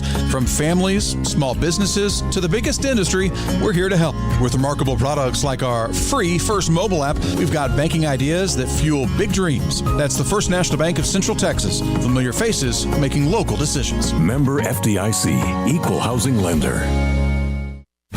Shorty's Pizza Shack at 12th and Bagby is a homegrown, family-owned and operated must-visit pizza place in Waco. Fantastic pizza by the slice or get the whole pie to share. Great happy hour specials every single day, and it's not just pizza. Great wings. You have to try the Sikkim sauce, chili cheese fries, pizza pillows, and more. Dine in for a great hangout or carry-out. Order online at shortyspizzashack.com or do yourself a favor and bring your crew to the restaurant at 12th and Bagby. Shorty's Pizza Shack. Tell them Paul sent you by.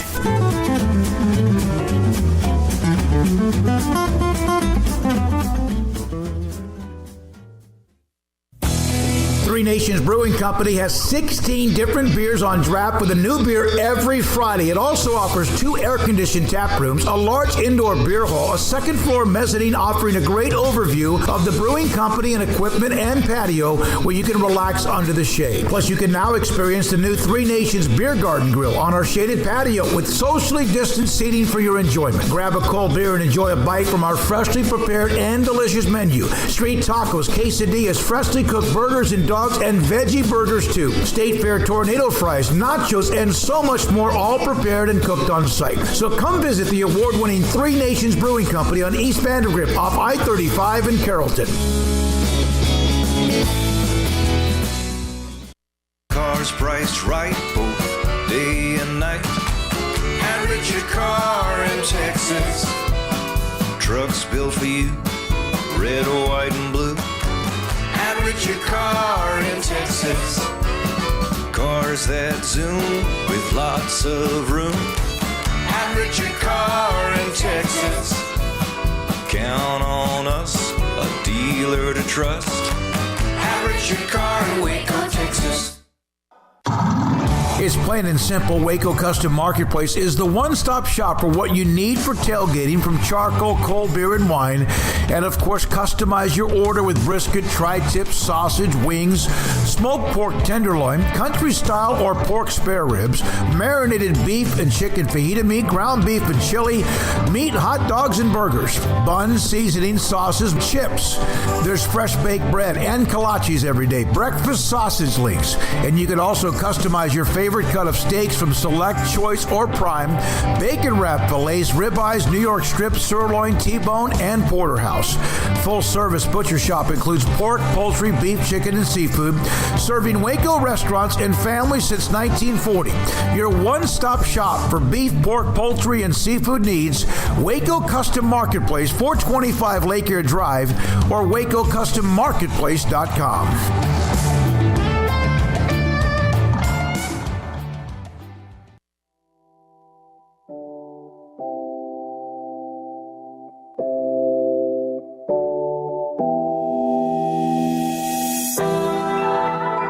Welcome back to Sikkim 365 Radio. It's time for Craig Smoak's Off the Radar. Brought to you by Pickup Outfitters. Since 1997, we've been outfitting trucks, SUVs, and vans at 220 Lake Air Drive or CreateACommotion.com. All right, welcome into Off the Radar here on Sikkim365.com. Just taking a look at a handful of stories from around sports. And we'll start off with the NFL. It was about, a week or so ago when the new deal was reported for Aaron Rodgers and the Green Bay Packers. And there was initially the numbers that were put out, and Aaron Rodgers was then quick to be like, no, that's not the correct numbers. Well, some NFL writers did finally get a hold of that contract, and we were able to see what those numbers actually look like for Aaron Rodgers and his new deal with the Packers. He will make $42 million next season.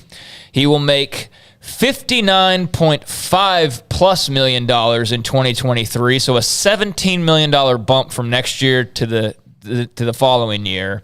And then it will go back down to only $49.3 million in 2024. So from Tom Pelissero, that's $150.815 million over the next 3 years.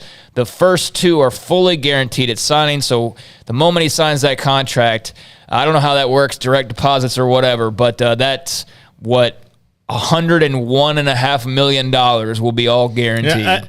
The first 2 years. To come out and be like, it's bogus, and then you're getting $100 million. Yeah. He's right, though. They said it was 4 years. It's 3. 3 years. Here's one of the interesting things about the contract I read earlier. If he gets pissed off and retires, which I don't think is going to happen now, but the cap hit for the Packers, if he does it at the wrong time or they get behind the 8 ball, would be, or the dead money would be $99.8 million.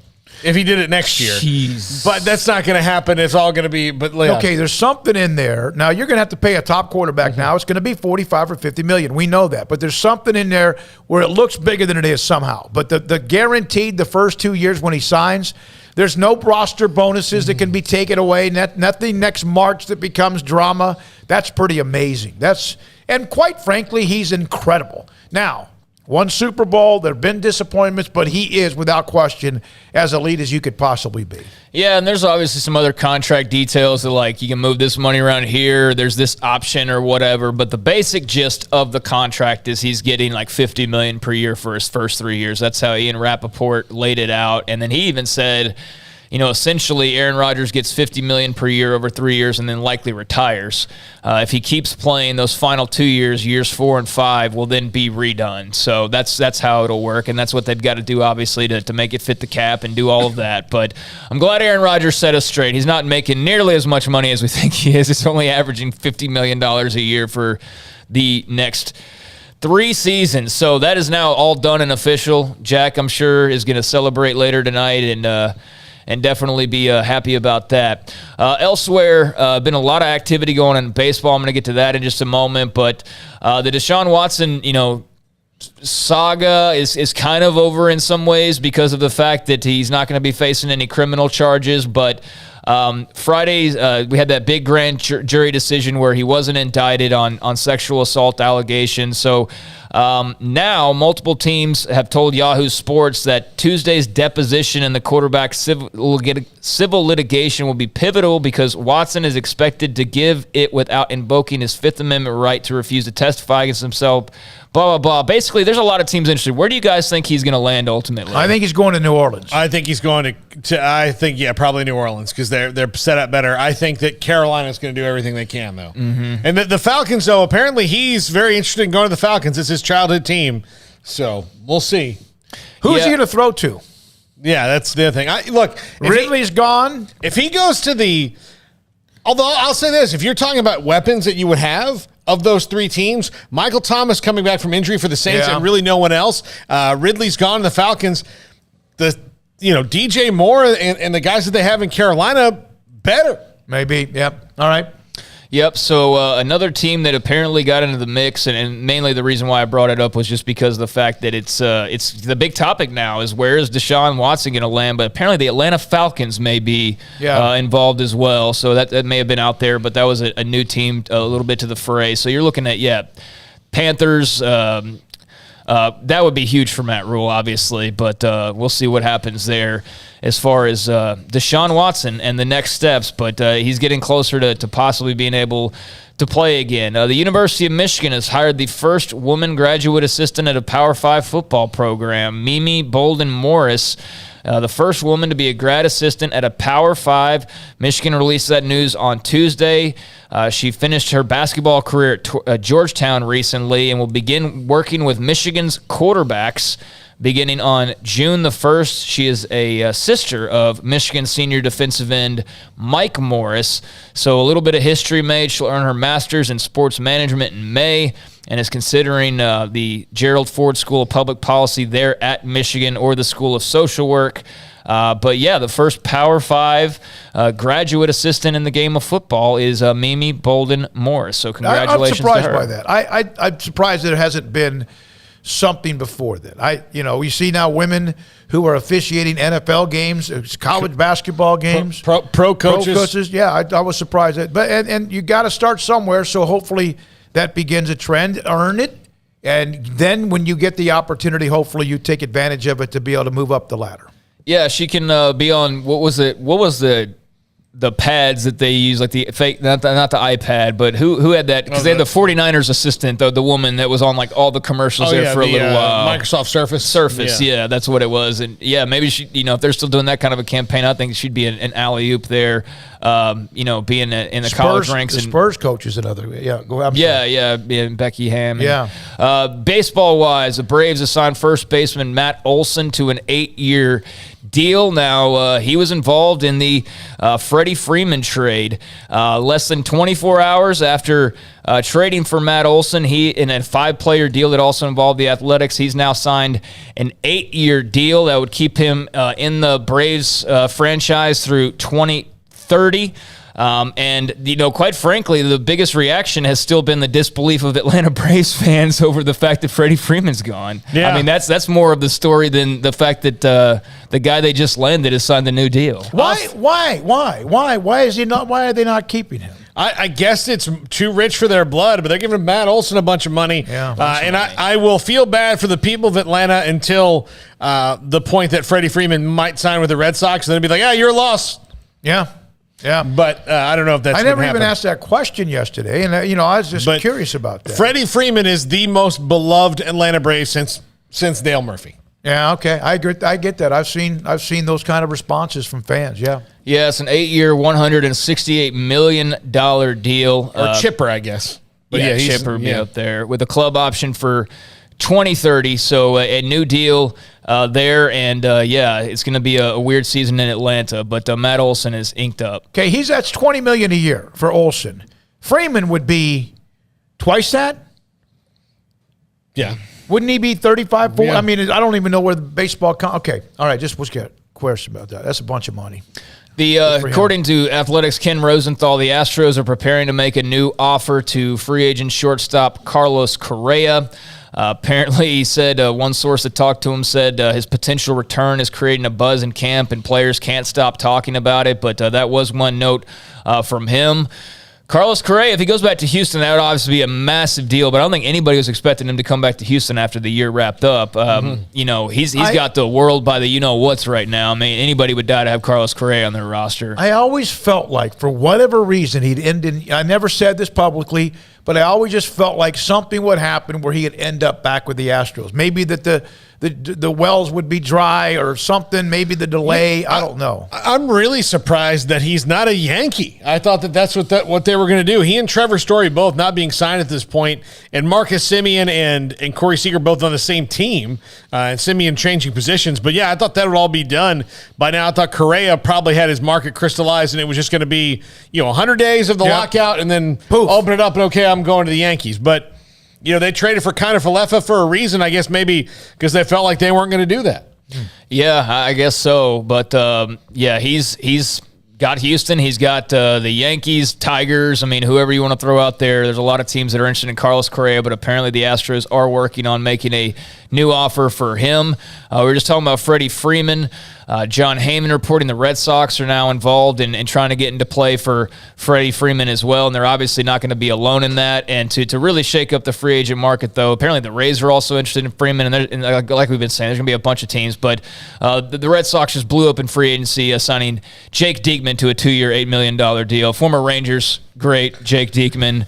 But no, I mean, that was just one minor signing that occurred, and it's been kind of quiet. I think it's a lot of just now waiting and really waiting to see where the big fish are going to land at this point. Yeah, and there's a lot of them still out there. So there are. I'm very curious to see what happens. It's a great time. I was kind of hoping we'd get NFL free agency and Major League Baseball free agency signings and actual things at the same time. That calendar has not exactly overlapped, because for every Randy Gregory news, Matt Olson, but it's not Freddie Freeman, so it's about to pop because it has to, because the season's about to start within a month. Yeah. No, it's about to pop very, very soon. So still a bunch of big fish out there. Carlos Correa, Freddie Freeman amongst a couple of them. And there are Many out there right now. So elsewhere, the Golden State Warriors and Washington Wizards have announced they're going to play 2 preseason games next season in Japan. The NBA and Rakuten announced on Monday they'll be held September 30th and October 2nd at Saitama Super Arena, which is a very famous wrestling arena as well.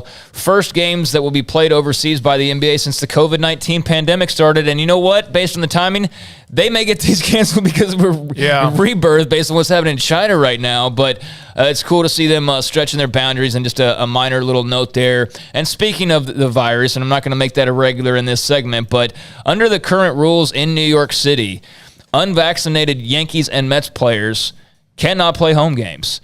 And we've seen this kind of come up with Kyrie Irving and the Brooklyn Nets, and they've had their issues with that, where Kyrie can play home games and whatnot. So I don't know what you do about that. If you just get everybody vaccinated, you don't have to worry about that if you're the Yankees and Mets, or what you do city-wise to maybe curb that. But as of right now, they would not be allowed to play home games if you are unvaccinated for the Yankees or the Mets. Okay, you can mess with the Brooklyn Nets. You can't screw with the Mets and Yankees, right? Well, and like Eric Adams, the new mayor, is going to have, he's got a little window here to change this. But you know what I mean, though? Yeah, is there a power shift? So, I know the Knicks now. If it was the Knicks. Yeah. I have a theory about this. I mentioned this to you earlier. So Kyrie Irving is the flashpoint of this. He's the guy who... He's the poster child. He's the poster child. He's the one who everybody's looking at. But what this... law about vaccinations allowed New York City to do was fire thousands of workers in the city. Now, I would think that of those thousands of workers, I think there's like 2,500, some 1,500, 2,500, whatever it is.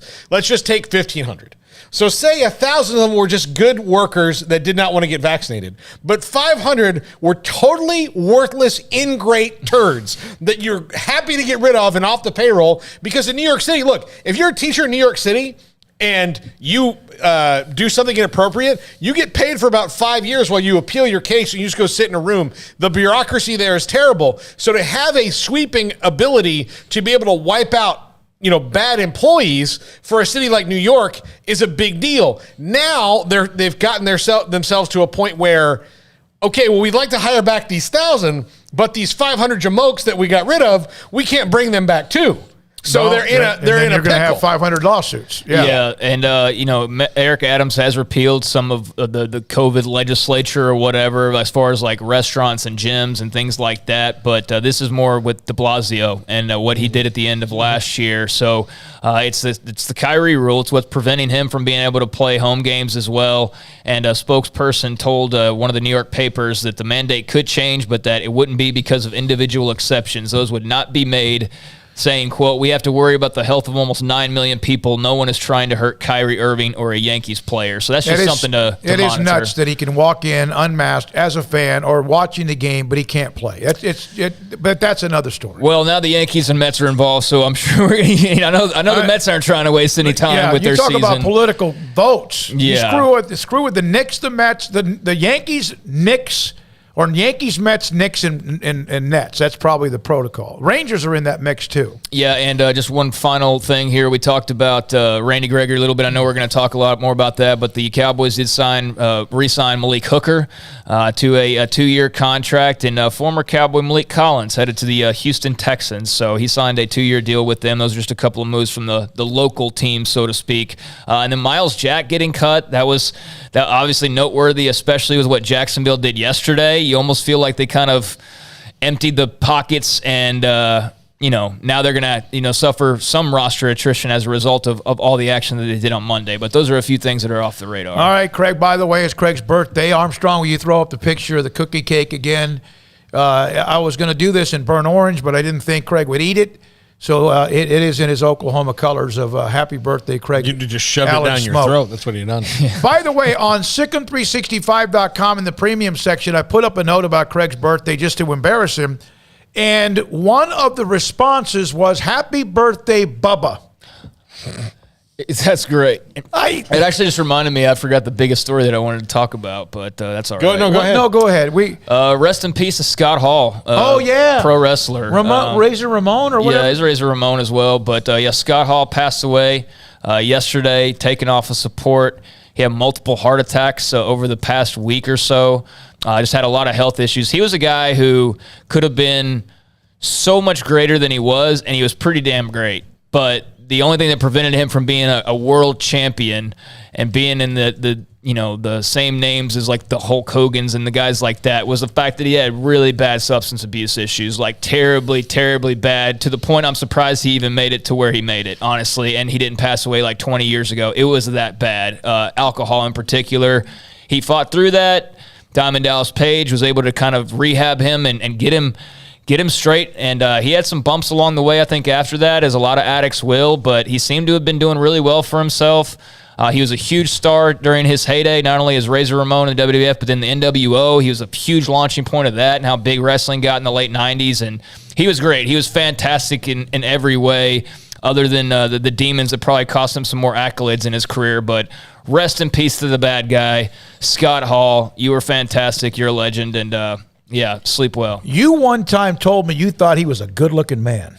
He's a handsome dude. He is. I mean, he's a good-looking dude now. Yeah. He's got that beard that looks like he seen him when rarely ever shaves, but it's only just like a little bit of like. He's got the scruff. Yeah. Yeah, he's got that. That was part of his look because he was doing the whole like fake Scarface thing because WWF, they made everybody characters like cartoony, and he was like a Cubano, the smooth toothpick, all that stuff. And he was fantastic, but no longer with us. It seems like about every 3 months we see somebody from that profession who is gone. By the way, Kokugikan is the biggest sumo wrestling mega place. That's Yankee Stadium in Japan. You were mentioning that arena. Saitama Super Arena, yeah. I've been to that one before, saw some sumo events there. It was awesome. I want to go to Budokan Hall. Budokan's, no doubt about that one either. Now, when we come back, we were going to have SFA head coach Kyle Keller. He's in the middle of a meeting, and so he's told me probably wouldn't make it. But tomorrow we got Tim Brando, Pat Nunley. We'll have Kyle Keller. But also coming up, John Machota joins us a day early on all the Randy Gregory and Cowboys news and much, much more.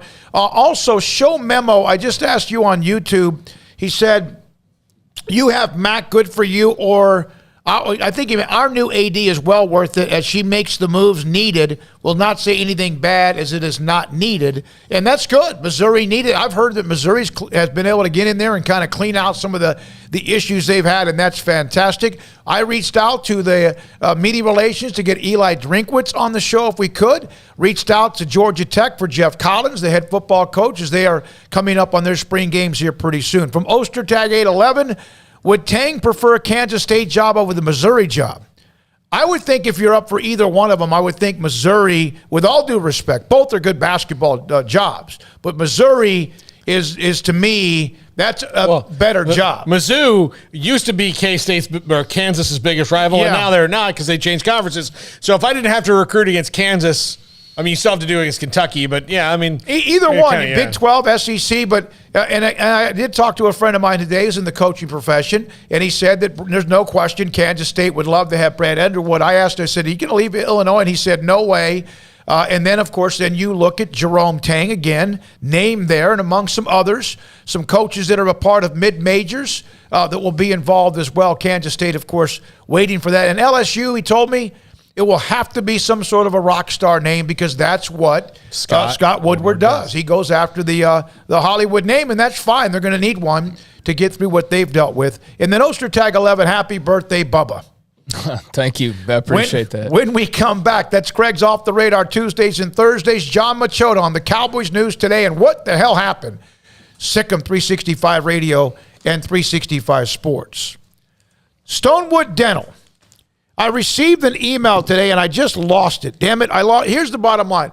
Don Fortenberry, who listens to our show, he had a tooth that was bothering the living you-know-what out of him.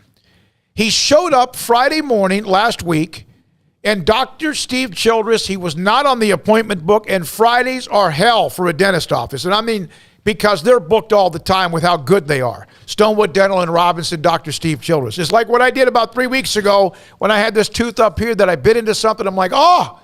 So Don Fortenberry just shows up. He didn't even know Steve Childress was the dentist. He'd heard me say that, but didn't put two and two together. He goes to church with him. And Steve Childress, Dr. Childress, he fixed him. He pulled the tooth. He was not on the books. He was not at the appointment. It's not like you can just walk up anytime. But you know what? That place makes it happen. I cannot tell you about their customer service. It's amazing, the professionalism of the staff, and Dr. Steve Childress, what a man that he is when it comes to understanding dental work and also trying to make sure you maintain it for the future. I love the guy. He's fantastic. Don Fortenberry was listening, and he got a tooth pulled. It was hurting him. Stonewood Dental in Robinson, Texas. Ram Truck Month is here, and it's all about the championship drive as our hometown teams march towards another exciting championship drive. And so can you in your new vehicle from Allen Samuels Chrysler Dodge Jeep Ram in Waco. Shop for power, performance, and reliability with the brands that bring you what you want to drive. Come in today and see our selection of new 2022 trucks, SUVs, and cars. It's time to take home the trophy from Allen Samuels in Waco. Shop the huge inventory of new car and truck inventory in stock today. Come by. Let's be friends. See dealer for details. All offers have credit requirements. It takes time to reach goals. It's a truth that applies to more than sports. It goes for your financial goals as well. You work hard for your money, and you deserve an investment strategy that lines up with your game plan. And Tom Albers, your Edward Jones financial advisor, can help. If your financial investments aren't putting forth the effort you desire, stop by today for a financial review. Tom Albers, 4301 Lakeshore Drive, 254-776-7605. Edward Jones, member SIPC.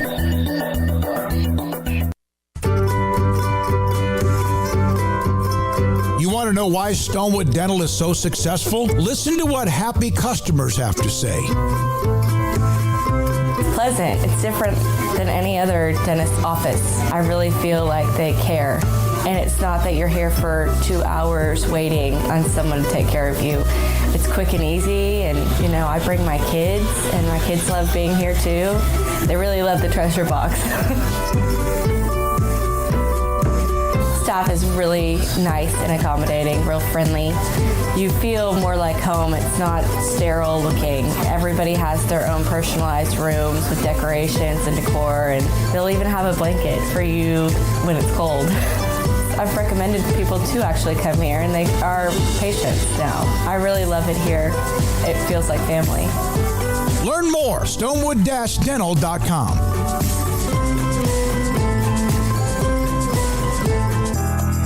Riverbend Liquor and Wine, Lakeshore Drive at North 19th Street in Waco is a hidden gem. They've got a great selection of spirits, wine, and the most extensive selection of craft beer in Waco in their gorgeous walk-in fridge. And they have an amazing array of high-end bourbons like Pinhook, Weller, Buffalo Trace, Brush Creek, Hotel, Garrison Brothers, Thomas S. Moore, Hooten Young, and Bardstown. Great customer service and a convenient and speedy drive-through window. Riverbend Liquor and Wine. Find out more on Facebook and Instagram.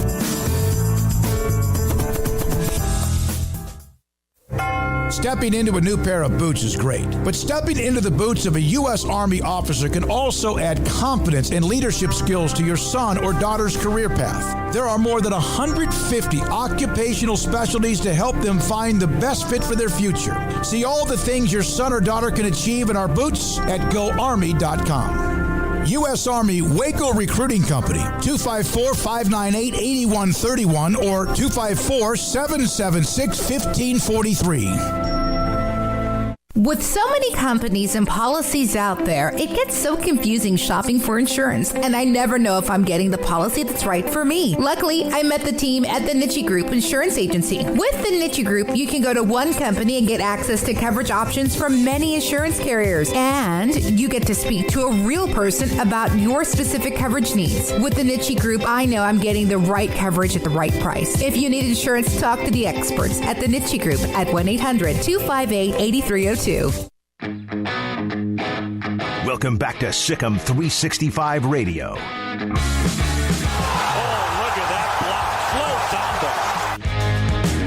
The 5 o'clock hour is sponsored by Edward Jones Investments with financial advisor Ben Erlinson, who'll navigate you through today's financial climate.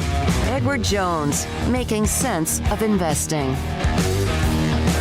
Now, here's David Smoak, Paul Catalina, and Craig Smoak. All right, here we go. This 5 o'clock hour. Kyle Keller, SFA basketball coach. We hope to get him tomorrow along with Tim Brando and Pat Nunley as we go straight into the NCAA tournament breakdown and analysis. Eventually, Thursday live at Railhead Smokehouse Barbecue in Fort Worth, about a mile away from Dickies Arena. Hope to have you there when we broadcast soon after Baylor's game ends against Norfolk State. How about if you're a Cowboys beat writer? The easiest, less stressful job ever. Wait for him to tell you what happened to him today. So the Cowboys, of course, are in the middle of everyone else, the NBA 32 teams in the NFL, and so they get a story that, in fact, Randy Gregory is going to stay in town. He's going to be a part of the Cowboys. It's great. And then, hello, John. How was your day, Machota? It's fun. You know, I learned today that this stuff has actually happened in the past. Maybe it's because when it happens to other teams, you don't see it as much, but I guess I've read it's happened with Anthony Barr and with Frank Gore. But this is the first time for the Cowboys where, generally speaking, when the Cowboys have the deal done, you reach out to some sources, they confirm that it's done, you get the contract terms, you're just like, yeah, I know that this isn't going to be official until tomorrow, but these are done. Let's start writing about it and let's move on. Well, I started writing about, 600-700 words, and I'm getting ready to fill this quick story in, and next thing you know, he's going to Denver. And so, all that, what I wrote, now you can just go ahead and throw it away because it's useless now. But I'm fascinated by all this because I certainly didn't see this coming. I thought for sure when I got the terms, I was like, yeah, this was going to be something this is why DeMarcus Lawrence redid his contract, the other day, is to make room for this type of move, and for it to fall through, just horrible. I mean, it looks really bad for the Cowboys right now. John, so this all hinged on it appears to me to be at best a miscommunication between Randy Gregory and the Cowboys about language in the contract about voidable monies because of fines and suspensions. Yeah, but there's two sides to every story. I mean, there's the one side, which is going to come from Randy's camp, that they tried to kind of slide this thing at the end, where it's, one of these things where I think Ed Ward has been reporting through some of his sources that it was one of those things where they agreed to the deal, and then at the end, it was they put in this, void for basically the contract voids if he's suspended by the league, which obviously Randy's been suspended several times, missed, 2 full seasons and almost a full third for substance abuse policy violations. So this is certainly something where you could see the Cowboys wanting this in the contract, even though Randy has shown that he has moved past that. He had a great year last year. But I can also see from, Randy's standpoint, if that is how it went down, that being annoyed by that, because he probably did try and take a little bit less to, stay with DeMarcus Lawrence and with this Cowboys team and everything's going well. And you want to stay with this franchise that, drafted you in 2015 when everyone doubted you, stuck with you through all the tough times, all of the suspensions. But then to sit there and agree on a deal, and then you feel like they're kind of sliding something in at the end. That's one side of it. Then the other side of it is that you'll get, the Cowboys saying that this is nothing new and that this is something that is in all contracts or most contracts. And, and then there's also the other side of the story that you'll hear is that, Randy Gregory's agent, it lives in Denver, and that this was the goal all along, was to get him in Denver. And so maybe that this is something where, because here's the thing, was Randy Gregory really looking over this contract in the 11th hour with a fine-tooth comb? I mean, players leave the stuff up to their agent, but if your agent comes and tells you, hey, look what they're trying to pull right now. Look at this move. Look what they're doing to you. They're trying to pull this. They're trying to screw you over. If you're a player and you're told that, you're going to be mad too. So there's a lot of moving parts here, and probably still different sides of the story. I find it very hard to believe this is just good guy, bad guy. This is, cut and dry how this went. So, John, is it all in on Von Miller now for the Cowboys? And is that an exact replacement? I mean, how do you kind of view that? Where do they go from here? Yeah, I think if it's not Von Miller, Chandler Jones, they need to add some type of veteran edge rusher on that right end. And it's going to have to be somebody better than Dorrance Armstrong. And this is the thing. They have the 24th pick in the draft. Sure, could they take an edge rusher at 24? Yeah. But the odds that player is going to be anywhere near good enough in year one to step in and make a big-time impact, that's asking a lot. And, of course, this is with, obviously, everyone knowing that Micah Parsons can go over there and he can rush from the right side. The Cowboys don't want him rushing from the right side every single play. They want to use him in a multiple of different ways. They want him sometimes on the left. They want him sometimes coming up the middle. They want him on the right sometimes. They want him playing linebacker. So that's not going to just be the answer. So I feel like, hey, you had this money, 5 years, $70 million. I think it was $28 million guaranteed. that you were going to give to Randy Gregory. So you clearly have the money. You were going to give it to Randy. So I think you have to bring in one of these other edge rushers. And I just tweeted this a little while ago. The numbers that Von Miller has put up, he's going to be 33 next week, but the numbers he puts up in the playoffs are filthy. And I'm not saying going all the way back to just Denver winning the Super Bowl and he got the Super Bowl MVP in Super Bowl 50. I'm talking about this past postseason. 4 sacks, 4 playoff games, 2 in the Super Bowl. I mean, the guy delivers in the big moments. That certainly seems to be something that this Cowboys team really needed in the playoffs, particularly against the 49ers when they didn't have any pass rush against Jimmy Garoppolo. John, I want to get this straight. Chandler Jones, is he not one of the most coveted guys in free agents? Is he not like at the very top among the pass rushers? And I know Von Miller's got to be in that conversation, but if they would have if Gregory, Von Miller, and Chandler Jones hit the free agent market, how would you rate those 3 on who would be the most coveted? So for me, I would have Von Miller number 1. Okay. I would probably have. Now here's the thing.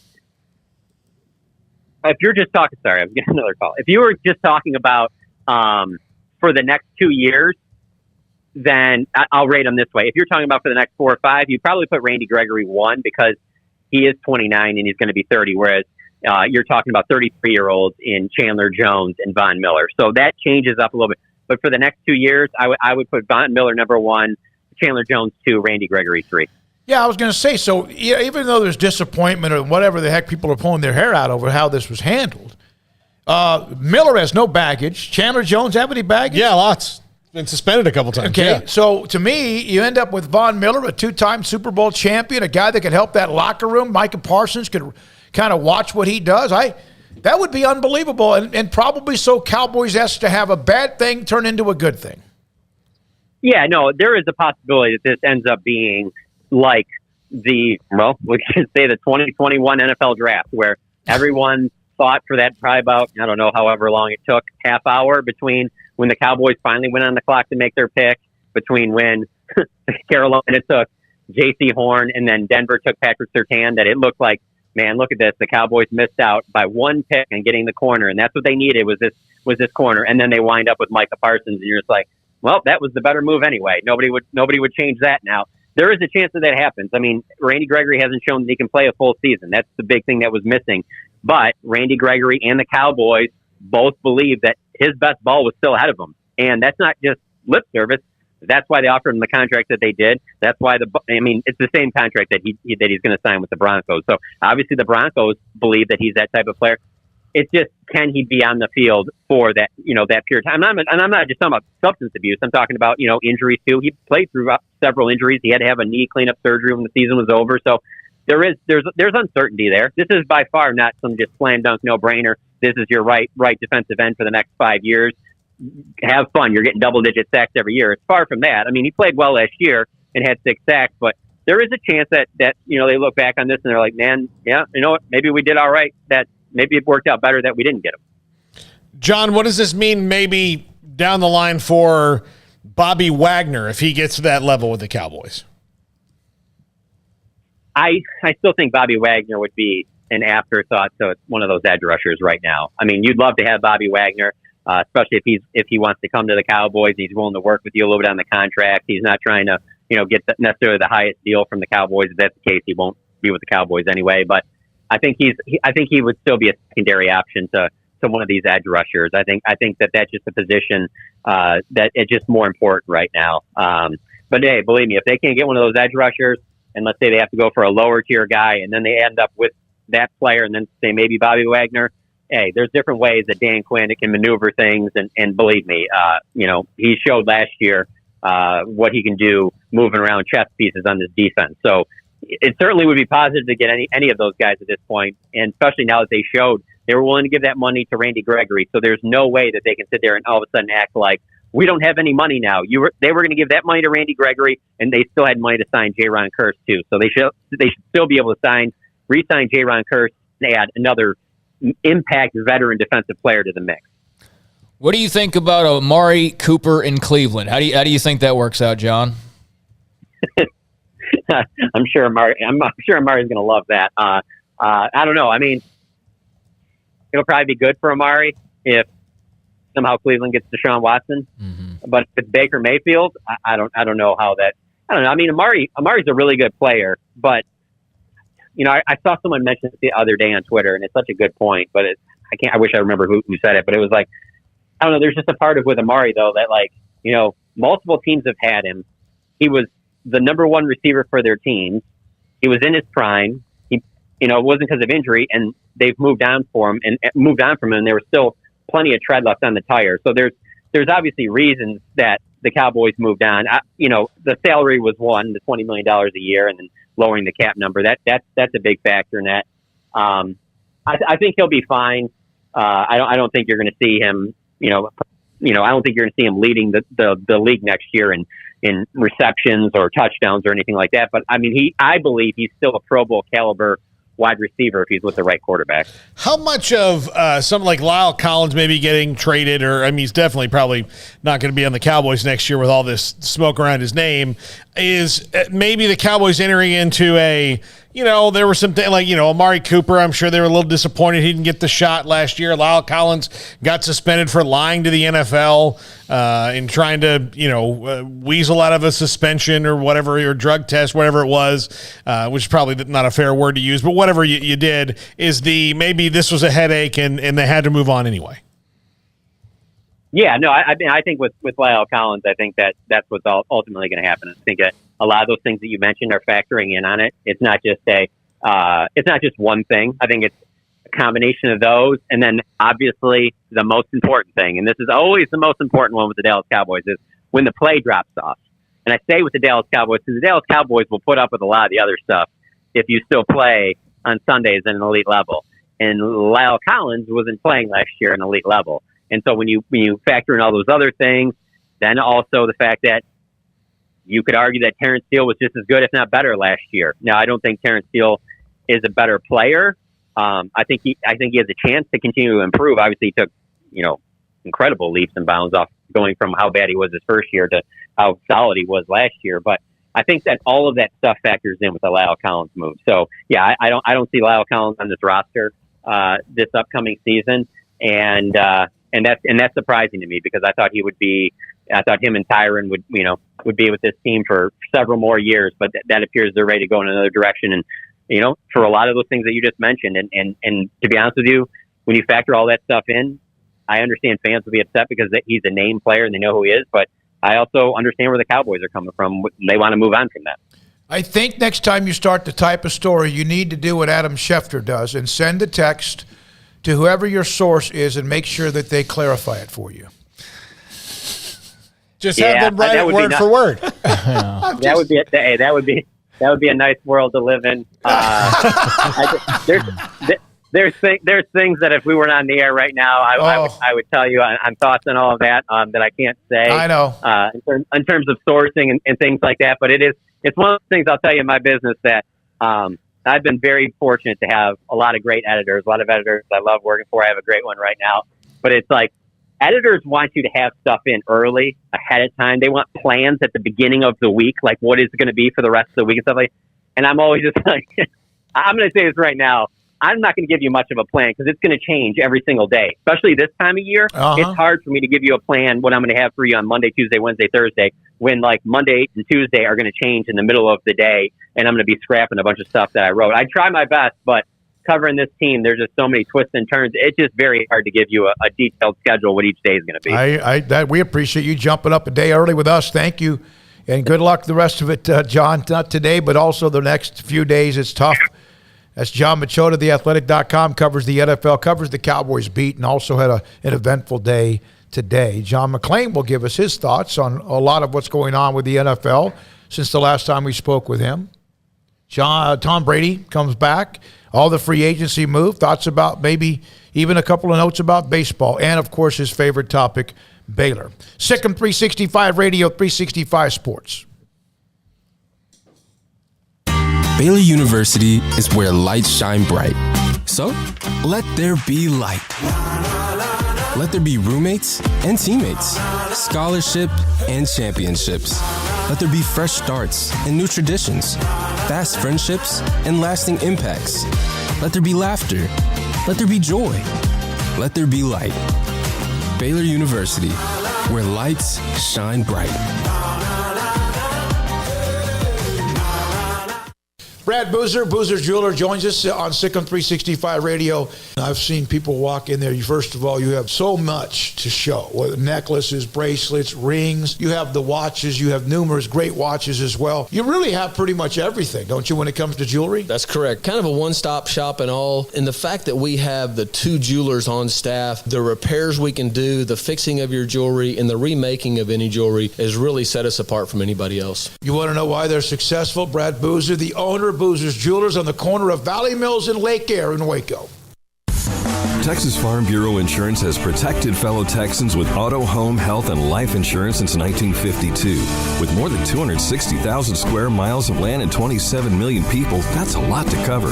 Whether you're wrangling cattle or wrangling kids, we're proud to protect Texans in all Texan ways of life. Stop by and see our agents at one of our 3 McLennan County locations. Coverage and discounts are subject to qualifications and policy terms and may vary by situation. Did you know that 1 out of every 4 men have symptomatic low levels of testosterone and don't even know it? And if you think you're too young to worry about it, guess again. Low T levels can make you feel tired and grumpy, cause weight gain, and wreak havoc on your sexual desire and performance. Petty Clinic Low T can set up same-day blood screening and results, so if you're tired of being tired, I challenge you to man up and Google search Low T Waco or go online pettycliniclowt.com. It's a private clinic with an atmosphere catering to men. Affordable, only $150 a month, includes lab work, office consultation, testosterone injections, follow-up visits compared to $395 a month in Dallas or Austin, and you don't have to fight the traffic. Petty Clinic Low T is board-certified physician consultations, will provide the best form of brand-strength testosterone available. Contact Petty Clinic Low T today, just off Highway 84 and Old Hewitt Drive in Woodway. Petty Clinic Low T, helping men become the high-performance men they deserve to be. PettyClinicLowT.com or Google search Low T Waco. How did Edward Jones become one of the biggest financial service companies in the world? By not acting that way. Financial strategies, one-on-one advice, it's a big difference. And that's why Brad Wilson, your Edward Jones financial advisor, makes sense of investing. Experience the difference for yourself. Brad Wilson, 250 Sharon Drive in Woodway, 254-776-4337. Edward Jones, member SIPC. There are 26 letters in the alphabet, over 600,000 words in the dictionary, and just 3 of them said together can change everything. Let's order pizza. Those 3 words lead to dough made from scratch and 3 fresh signature cheeses that blanket golden crust in a heavenly melt on Marco's Pizza that'll blow your mind. So visit Marcos.com to order and stop by Marco's Pizza in Belmead, China Spring, Woodway, and soon to open in Robinson. Marco's. Pizza lovers get it.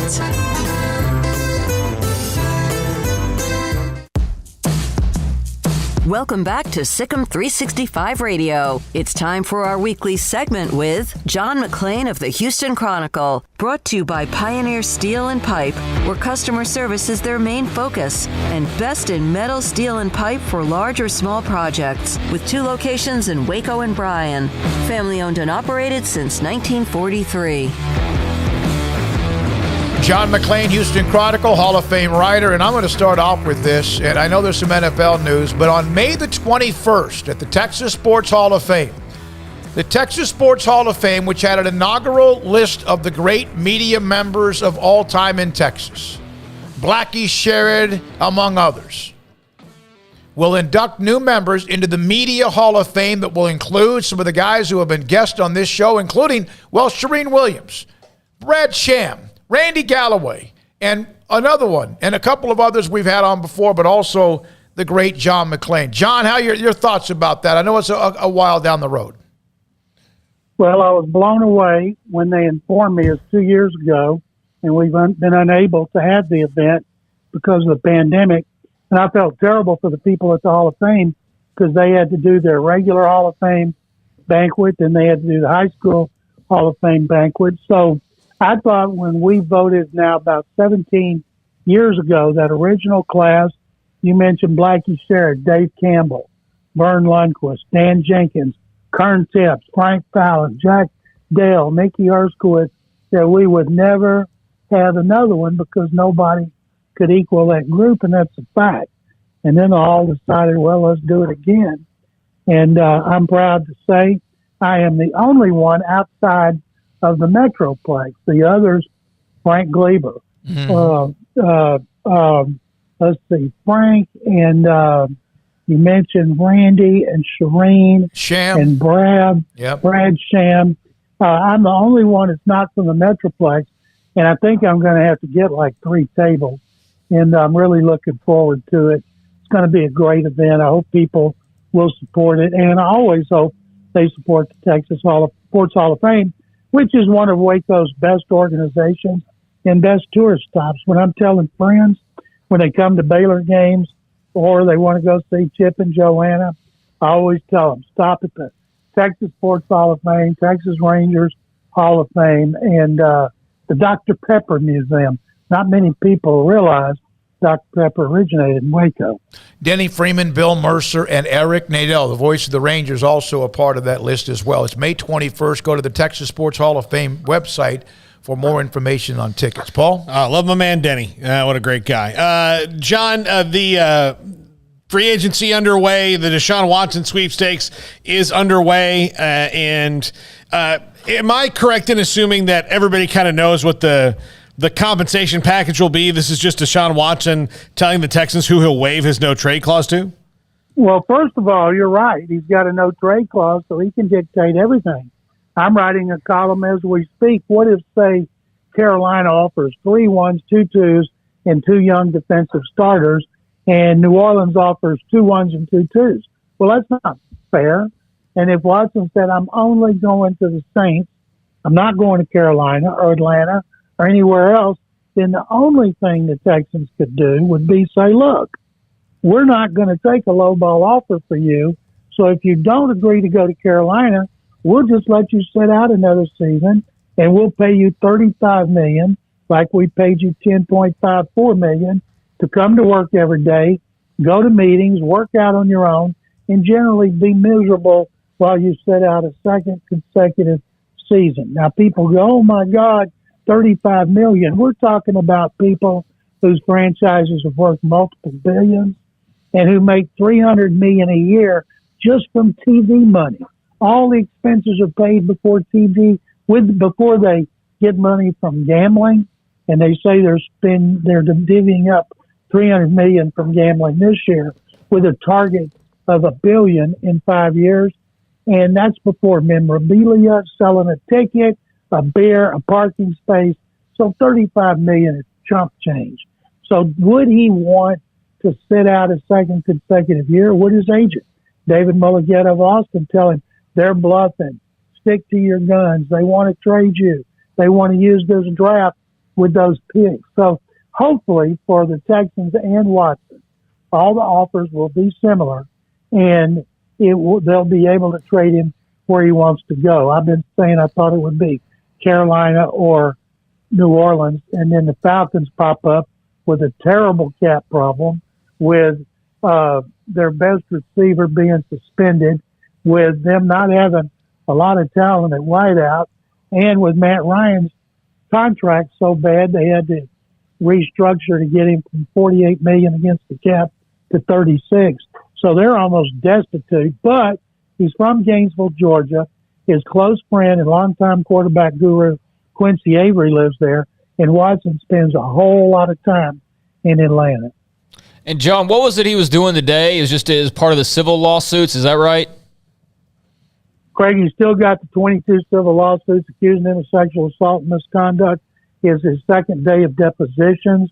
That'll take multiple days. It's amazing to me, when a grand jury decided Friday not to file charges, teams lined up despite those 22 civil suits. Mm-hmm. I thought they would want those civil suits to be settled in court or settled by Watson, but teams don't seem to care, and they don't seem to be worried about a possible suspension by Roger Goodell, because the bottom line is this: at some point the suspension be over, the legal issues would be behind him, and he'd be a great quarterback for 10, 12 more years. So, John, while everybody was waiting around for Selection Sunday, March Madness got pushed right out of the way practically by some big NFL news when Tom Brady announced that he was going to be coming back for yet another season. Any surprise on your end, and just your thoughts on Brady coming back to Tampa? It's good for him. It's good for the Bucs. It's good for the NFL, and it's especially good for television. You can imagine the television comes out usually about a week after the draft, and all those people at the league office, they're like, oh, my God, thank you. Because, number one, they play in Germany. First game that's ever been played in Germany in the regular season. And think of what it's going to be like to promote Tom Brady with all his Super Bowl rings. And I think it's great for them. It is amazing, though. You mentioned he announces it on Selection Sunday. These quarterbacks have become such divas, such drama queens. I don't know where it happened, don't know what they're drinking, but they just have become drama queens. They want to say in personnel, they want to say in coaching, making, 40, 50 million a year just is not enough. All right, John. Randy Gregory today, apparently Cowboys had a deal, and then all of a sudden they didn't have a deal. He ends up in Denver.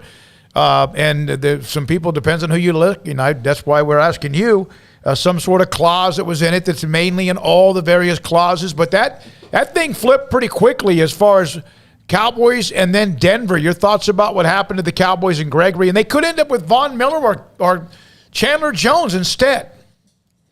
His agent, Peter Schaefer, who lives in Denver, announced that he was staying with the Cowboys. $72 million, including 28 guaranteed. Then maybe he didn't read that standard Cowboys contract where if you get suspended, it's going to cost you money. I like that. I wish that was part of every contract. So he signed with Denver. Now, Gregory, I'm happy for him that he's turned his life around. Everybody that covered the Cowboys said he was a good guy.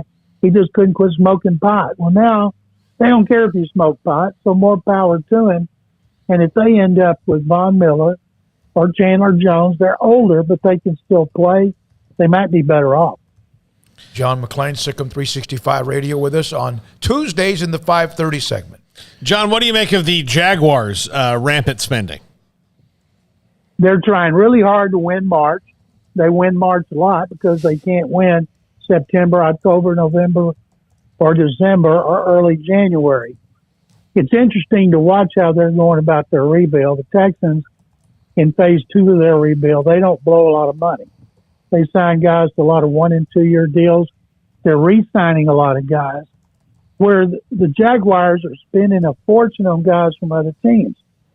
And that bothers me. If you're a receiver on that team and you've been open to get a new deal, then here comes Christian Kirk as the 3rd or 4th highest paid receiver in the league, not worth the 33rd or 34th highest paid receiver in the league, but good for him.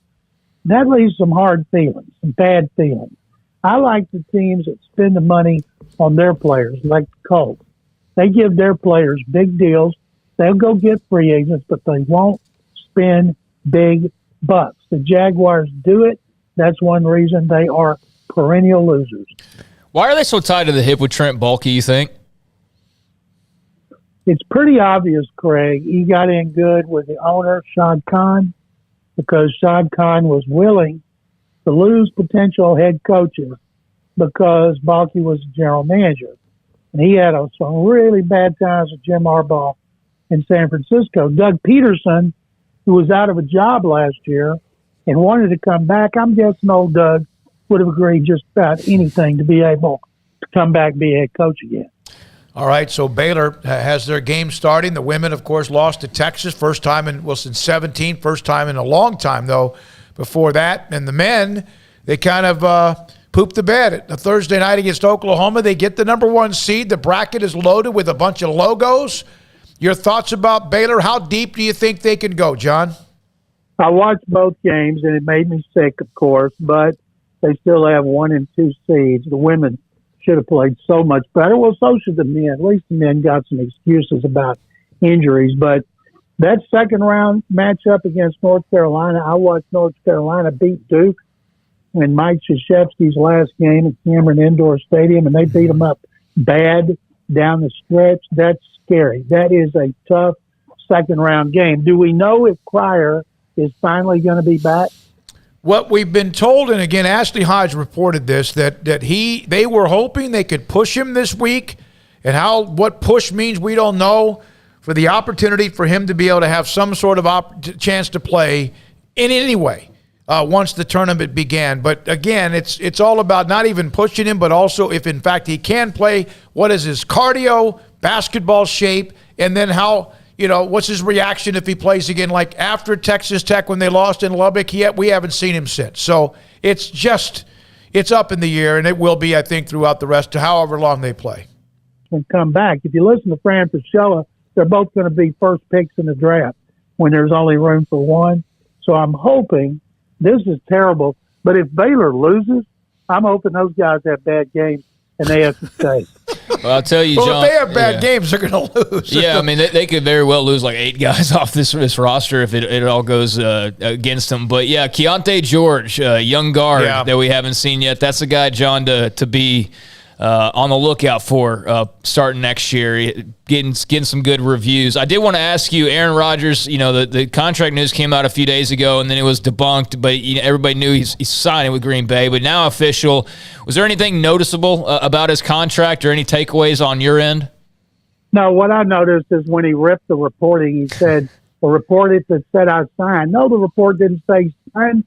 That guy needs to now that he's got it out there, what's he going to do to get more attention? Now, he can pour gasoline on himself and set it on fire, but it's probably going to be more about his romantic interest, because now he's gotten back with, what's her name, the actress, I forget. Shailene Woodley.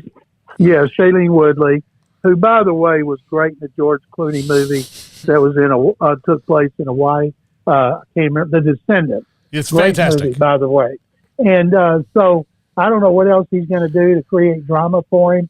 And then Brady stealing the thunder of the NCAA. It's just amazing, and I'm happy for Rodgers. He deserves it. It's always about the money. Thank you, John. Appreciate it as always. Thank you, guys, and sick 'em twice. John McClain, Houston Chronicle, one of the best. His sources are incredible, impeccable, and also his love of the NFL and, of course, of his favorite, his alma mater, Baylor.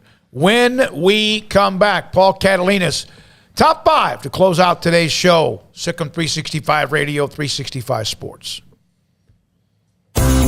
At Ideal MRI, we feel blessed to be a part of the Waco community. We're a small family business right here in Central Texas, and our goal is to bring down the cost of healthcare while maintaining high quality. At times like this, the cost of healthcare has never been more important, and unfortunately, significant illnesses and injuries still occur. That's why Ideal MRI is open and here to serve you through the difficult time. We offer premium MRIs just like a hospital with state-of-the-art technology and specialists, but you'll pay less. Sometimes thousands of dollars less, whether you're using insurance or not. At Ideal MRI, we accept most insurance and there are no hidden costs, even offering financing if that's needed. Everything included in the price, and you'll not get something as a surprise in the mail later on. If you need an MRI, ask your doctor about Ideal MRI. They'll know. You can schedule an appointment safely from home online in minutes at idealmri.com or give us a call, 833-IDEAL-MRI, idealmri.com. Born in Waco, Brotherwell Brewing exists to serve the Central Texas community with locally crafted beer of the highest quality. They want to bring Central Texas closer to the brewing experience so everyone can enjoy well-made beer as much as they do. For 2.5 years, they've been bringing high-quality beer to Central Texas at their location on Bridge Street in East Waco. Brotherwell Brewing believes in community and bringing people together to enjoy products made in their community. So for your game day, whether it's a tailgate or at home, stop by Brotherwell Brewing for high-quality craft beer made right here in Central Texas, 400 East Bridge Street, and check them out online at brotherwell.com.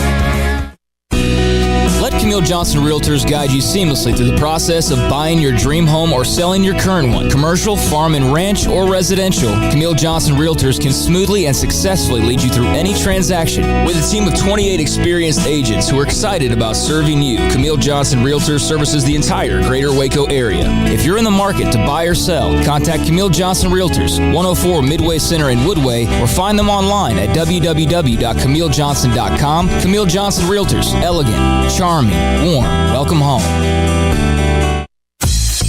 Baylor Scott and White, Southwest Sports Medicine and Orthopedics, the team physicians for Baylor Athletics, diagnosing and treating all sports-related injuries, including concussions. These specialists also provide orthopedic services for athletes and non-athletes alike, whether it's knee or shoulder pain, hand or wrist injury, orthopedic spine care, and even an arthritis and total joint clinic. Trust the doctors Baylor Athletics trusts. Baylor Scott and White, Southwest Sports Medicine and Orthopedics wants to get you back in the game. Automatic Chef Canteen is a full-service micro-market vending and office coffee provider with state-of-the-art vending equipment, a wide variety of products, and offering custom-fitted micro-market vending office coffee solutions for your employee break room. You want a full break room solution and a workplace oasis? Well, Automatic Chef Canteen, locally owned and operated for over 50 years in Central Texas, also includes in-house mechanics on call 24/7 for fast, reliable service and maintenance. Automatic Chef Canteen, 6900 Imperial Drive in Waco, or online at automaticchefcanteen.com. From the first workout to the last practice, sports is an incredible and rewarding challenge. Hi, everyone. This is Dan Ingham with the First National Bank of Central Texas, and we're proud to support each athlete, every parent, and our educators. From families, small businesses, to the biggest industry, we're here to help. With remarkable products like mortgage lending, we've got banking ideas that fuel big dreams. The First National Bank of Central Texas. Familiar faces making local decisions. Member FDIC, Equal Housing Lender. Welcome back to Sikkim 365 Radio. This is Paul Catalina's Top 5 at 5:55, presented by Champion Salon and Barber. To book your appointment, go to championsalonandbarber.com.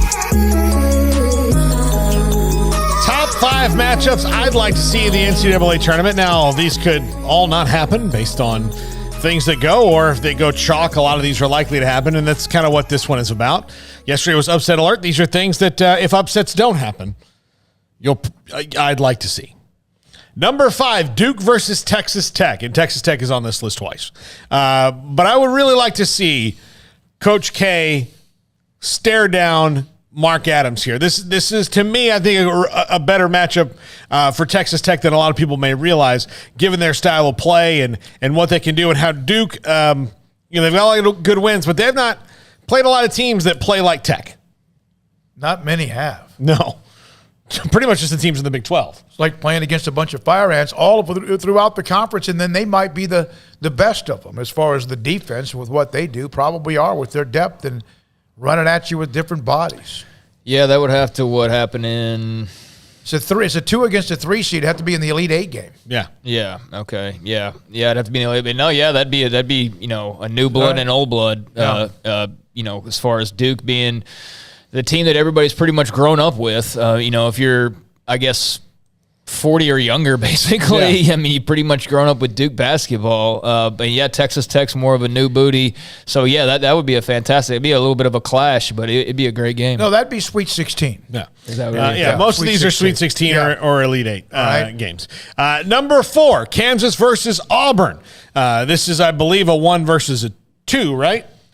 So this would definitely happen in the Elite 8 in that region. Auburn's a team that's been really good all year, but Kansas, I don't think I'm speaking out of turn saying that they might have fully come into their own, being a great team all year long, a really good team, but they might be great if Remy Martin plays the way he did down the stretch, and I'm very curious to see what they do. But I really would, and I kind of want to see them play Auburn more than I want to see them play Wisconsin. And part of this is I kind of want to see what Auburn's really got, because I'm a little bit confused on them. They're a good team, but can they be a team that wins this whole thing? I don't know. And beating Kansas would certainly show that you can. Yeah, I don't have Auburn winning the whole thing. Yeah. I think I said earlier, I was looking at Kentucky really hard, and there's a couple of others. But Auburn, I feel like we kind of haven't heard nearly as much about them over the last couple of weeks as we did there for a good stretch when they were playing hot basketball. But yeah, that would be an Elite 8 matchup, or a trip to the Final Four would be on the line. That would be Elite 8. That one there would be Elite 8. They're both they're the top 2 in the Midwest region. Yeah, so yeah, Kansas Auburn, that'd be a great clash. SEC Big 12. Here's how what region's easier, none of them are easy. It just depends on the path, and they can all be broken up pretty quickly with a couple of double-digit seeds winning. Look at the 4 top seeds in KU's bracket. The 4 top seeds are Kansas, Wisconsin, Auburn, and Providence. And you take, and not in specific order, you take those 4 against any other deal, you tell me who you would take. And that's probably among the 4. Now, again, I'm not downgrading what Wisconsin or Providence or Auburn. Auburn at one point was the best team in the country, and they kind of, I don't think they ran out of gas, but they just seemed to start, well, they started playing pretty good people and got a little south, but they'll be fine. Yeah. All right, number 3, Arizona versus Tennessee. I believe this one will also be an Elite Eight matchup. Tennessee is a team that could have very well gotten a 1 seed, and they're on the 3 line. Arizona is a team that's a 1 seed. Tennessee feels slighted, and what better way to pay back a slight than beating Arizona, who may be down a star. We'll see what happens in the coming days with them, but Arizona, a team that most people are picking into the championship game because they've been so great all year. But Tennessee stands in their way among others, but Tennessee's the one out of this region I'd like to see them play. I want to go back to Auburn for a second, if you don't mind. They've lost 4 of the last 9. I want you guys to tell me, when do you think they last won against a ranked team? I'm assuming it was during that stretch when everybody was talking about them and they were the number 1 team in the country. They lost to Tennessee at near the end of the season. They're ranked. They beat Kentucky, and that game was in, I don't know if it gets the time or not. Not sure. January 22nd. Yeah, so it's been a while. So it's been a while now. They beat a lot of good ones on the way to that, but it's just been a while for them, I believe, looking at their schedule, since they beat a ranked team. And a lot of it's because they haven't played many ranked teams in that time. Yeah, obviously Arizona's hoping that Carisi's healthy and ready to go after missing a little bit of time. Like I said, the ankle injury picture that he posted, the first one I saw, I was like, wow, how's he going to play anytime soon? The second one, a lot of the black and blue had gone away. It was still there, but a lot of it had gone away.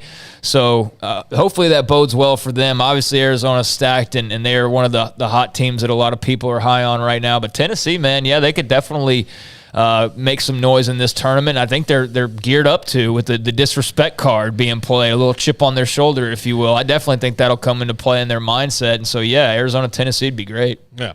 Number 2, Gonzaga versus Texas Tech. The second time we see the Red Raiders in this list. And, of course, they'd have to get through Duke to get to this game. This would be the Elite Eight game that they would play to move on in their region. Again, I know Gonzaga is a great team. They're elite and everything. I just wonder what happens to them down the stretch when they play a team that's really, really physical. Well, we saw what happened in the championship game when they got beat up a little bit. Plus, Baylor was great at the guard position. Texas Tech, maybe, there's no question they're not as good as Baylor was last year, but defensively, it's exactly who they are, in a lot of different ways. Their guards just don't let up. Their inside game is fantastic as far as how they protect the rim. That would be fun to watch. That'd be fun, yeah. That'd be a lot of fun. Armstrong, did a human being who can't read just open the door? It's the second time in the back-to-back days. Yeah, okay, good deal. All right. Illiteracy, we got to tackle that in America. Something we haven't done. Well, if you see the way everybody spells lose now, oh yeah, that's still my number 1. Like it's not 2 O's. It's not 2 O's. I don't know why that is such an issue in this country right now. I think because for me, I don't probably pay attention to what I type on Twitter, and I don't do the LOO and LO. No, it's not grammar. Yeah. It's straight up not knowing that it's spelled with 1 O. That drives me insane. Your shoelaces are loose. 2 O's. When you lose a game, that is 1-0. Okay. Thank you. By the way, rest in peace, daylight savings time. There we go. Yeah, no more daylight savings time. Yeah. So that's not official. No. Well, not official. I mean, we gotta rely on the second group of idiots to pass it. So after all these years, they decided this year to do it. Well, they tried it before, and they quickly got rid of it, and that's probably what'll happen here, because they realized that a lot of people who are affected when they get up at 7 in the morning and it's pitch black outside, they didn't really enjoy that year round. So that helped to scrap it the last time they attempted to do this. But, yeah. Well, I hope they keep it because it's pointless. So, well, I just hope they get it done soon, because it's obviously one of the major issues facing this country right now. Nothing else. Yeah. But look, the group that's less idiots, the 100 go to idiots, 5. They passed it. Go to so 1. the 435 idiots have to pass it next. Number 1, Kentucky versus Baylor. Just curious to see this Baylor team against a Kentucky team. Let me tell you something. That'd be good news. Yeah, it'd be great Even news. if they lost the game, that'd be good news. That means they got hot, right? Yeah. That means they got going. And they played back in Arlington, as we mentioned, during that freezing storm, whatever it was a few years back, and Baylor got them up in Arlington. Yeah, I mean, Kentucky's a team a lot of people are obviously very, very high on, and rightfully so. I do feel like a lot of people have lost steam or interest in Baylor just because of the injury concerns. And I think, I don't know, it's just kind of strange. Like, they're not being – I don't expect them to be talked about on the tip of everybody's tongue just because they won a title last year, but it also feels like they're being kind of dismissed in a way. Yeah. It's it's not because of the lack of respect for the program. No. It's because of what they have dealt with and what they look like. You know, the last thing we saw was Oklahoma. I get that, but they've also lost, 5-6 games through all of that, and they've been dealing with it the entire time. So it's not like they're, not still capable of going on a run, even if LJ Cryer's not available. Obviously, he makes a huge difference. But, yeah, we've seen Kentucky and Baylor tangle before. It was fun the last time I recall, and that would be fantastic for this tournament especially. That would be awesome. That'd have some great buzz. All right, Paul, anything else? Nope. Kentucky-Baylor means Elite Eight, right? Mm-hmm. That, to me, would be that would maybe downplay a lot of the people who aren't so sure, and I may be one of them. I don't know. We'll see what we see this weekend. Again, tomorrow back at it, we'll have Tim Brando, Pat Nunley, Kyle Keller, among a few others as well, for Paul Catalina and Craig Smoak. Thanks to Jack McKenzie and Armstrong Sims. Thanks to you on the chat room, the calls, the text line. We appreciate our amazing sponsors as well. Don't forget, if you're in Fort Worth, Thursday from 3 until 6, live at Railhead Smokehouse Barbecue on Montgomery Street, less than a mile from Dickies Arena. Thanks to their owner, Charlie Guerin. Can't wait to see him. Good night, Sikkim 365 Radio.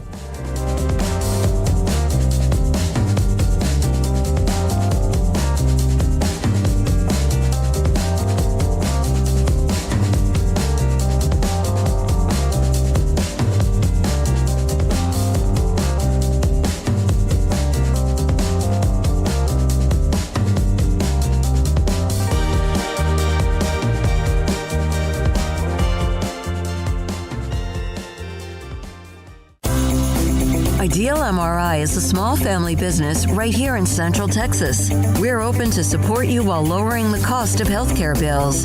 When you need an MRI, ask your doctor for an Ideal MRI. Visit us at idealmri.com or call us at 833-IDEAL-MRI.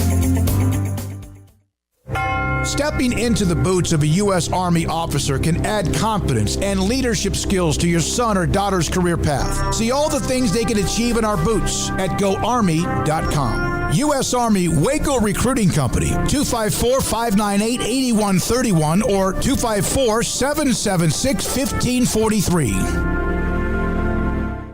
After my first car accident, I feared the biggest damage would be to my wallet. I expected a mountain of bills and a long, drawn-out process. But my Texas Farm Bureau insurance agent was there when I needed her and helped me get back on my feet and in my car in no time. Instead of a hassle, I got reassurance and a quick recovery. Stop by and see our agents at one of our 3 McLennan County locations. Coverage and discounts are subject to qualifications and policy terms and may vary by situation.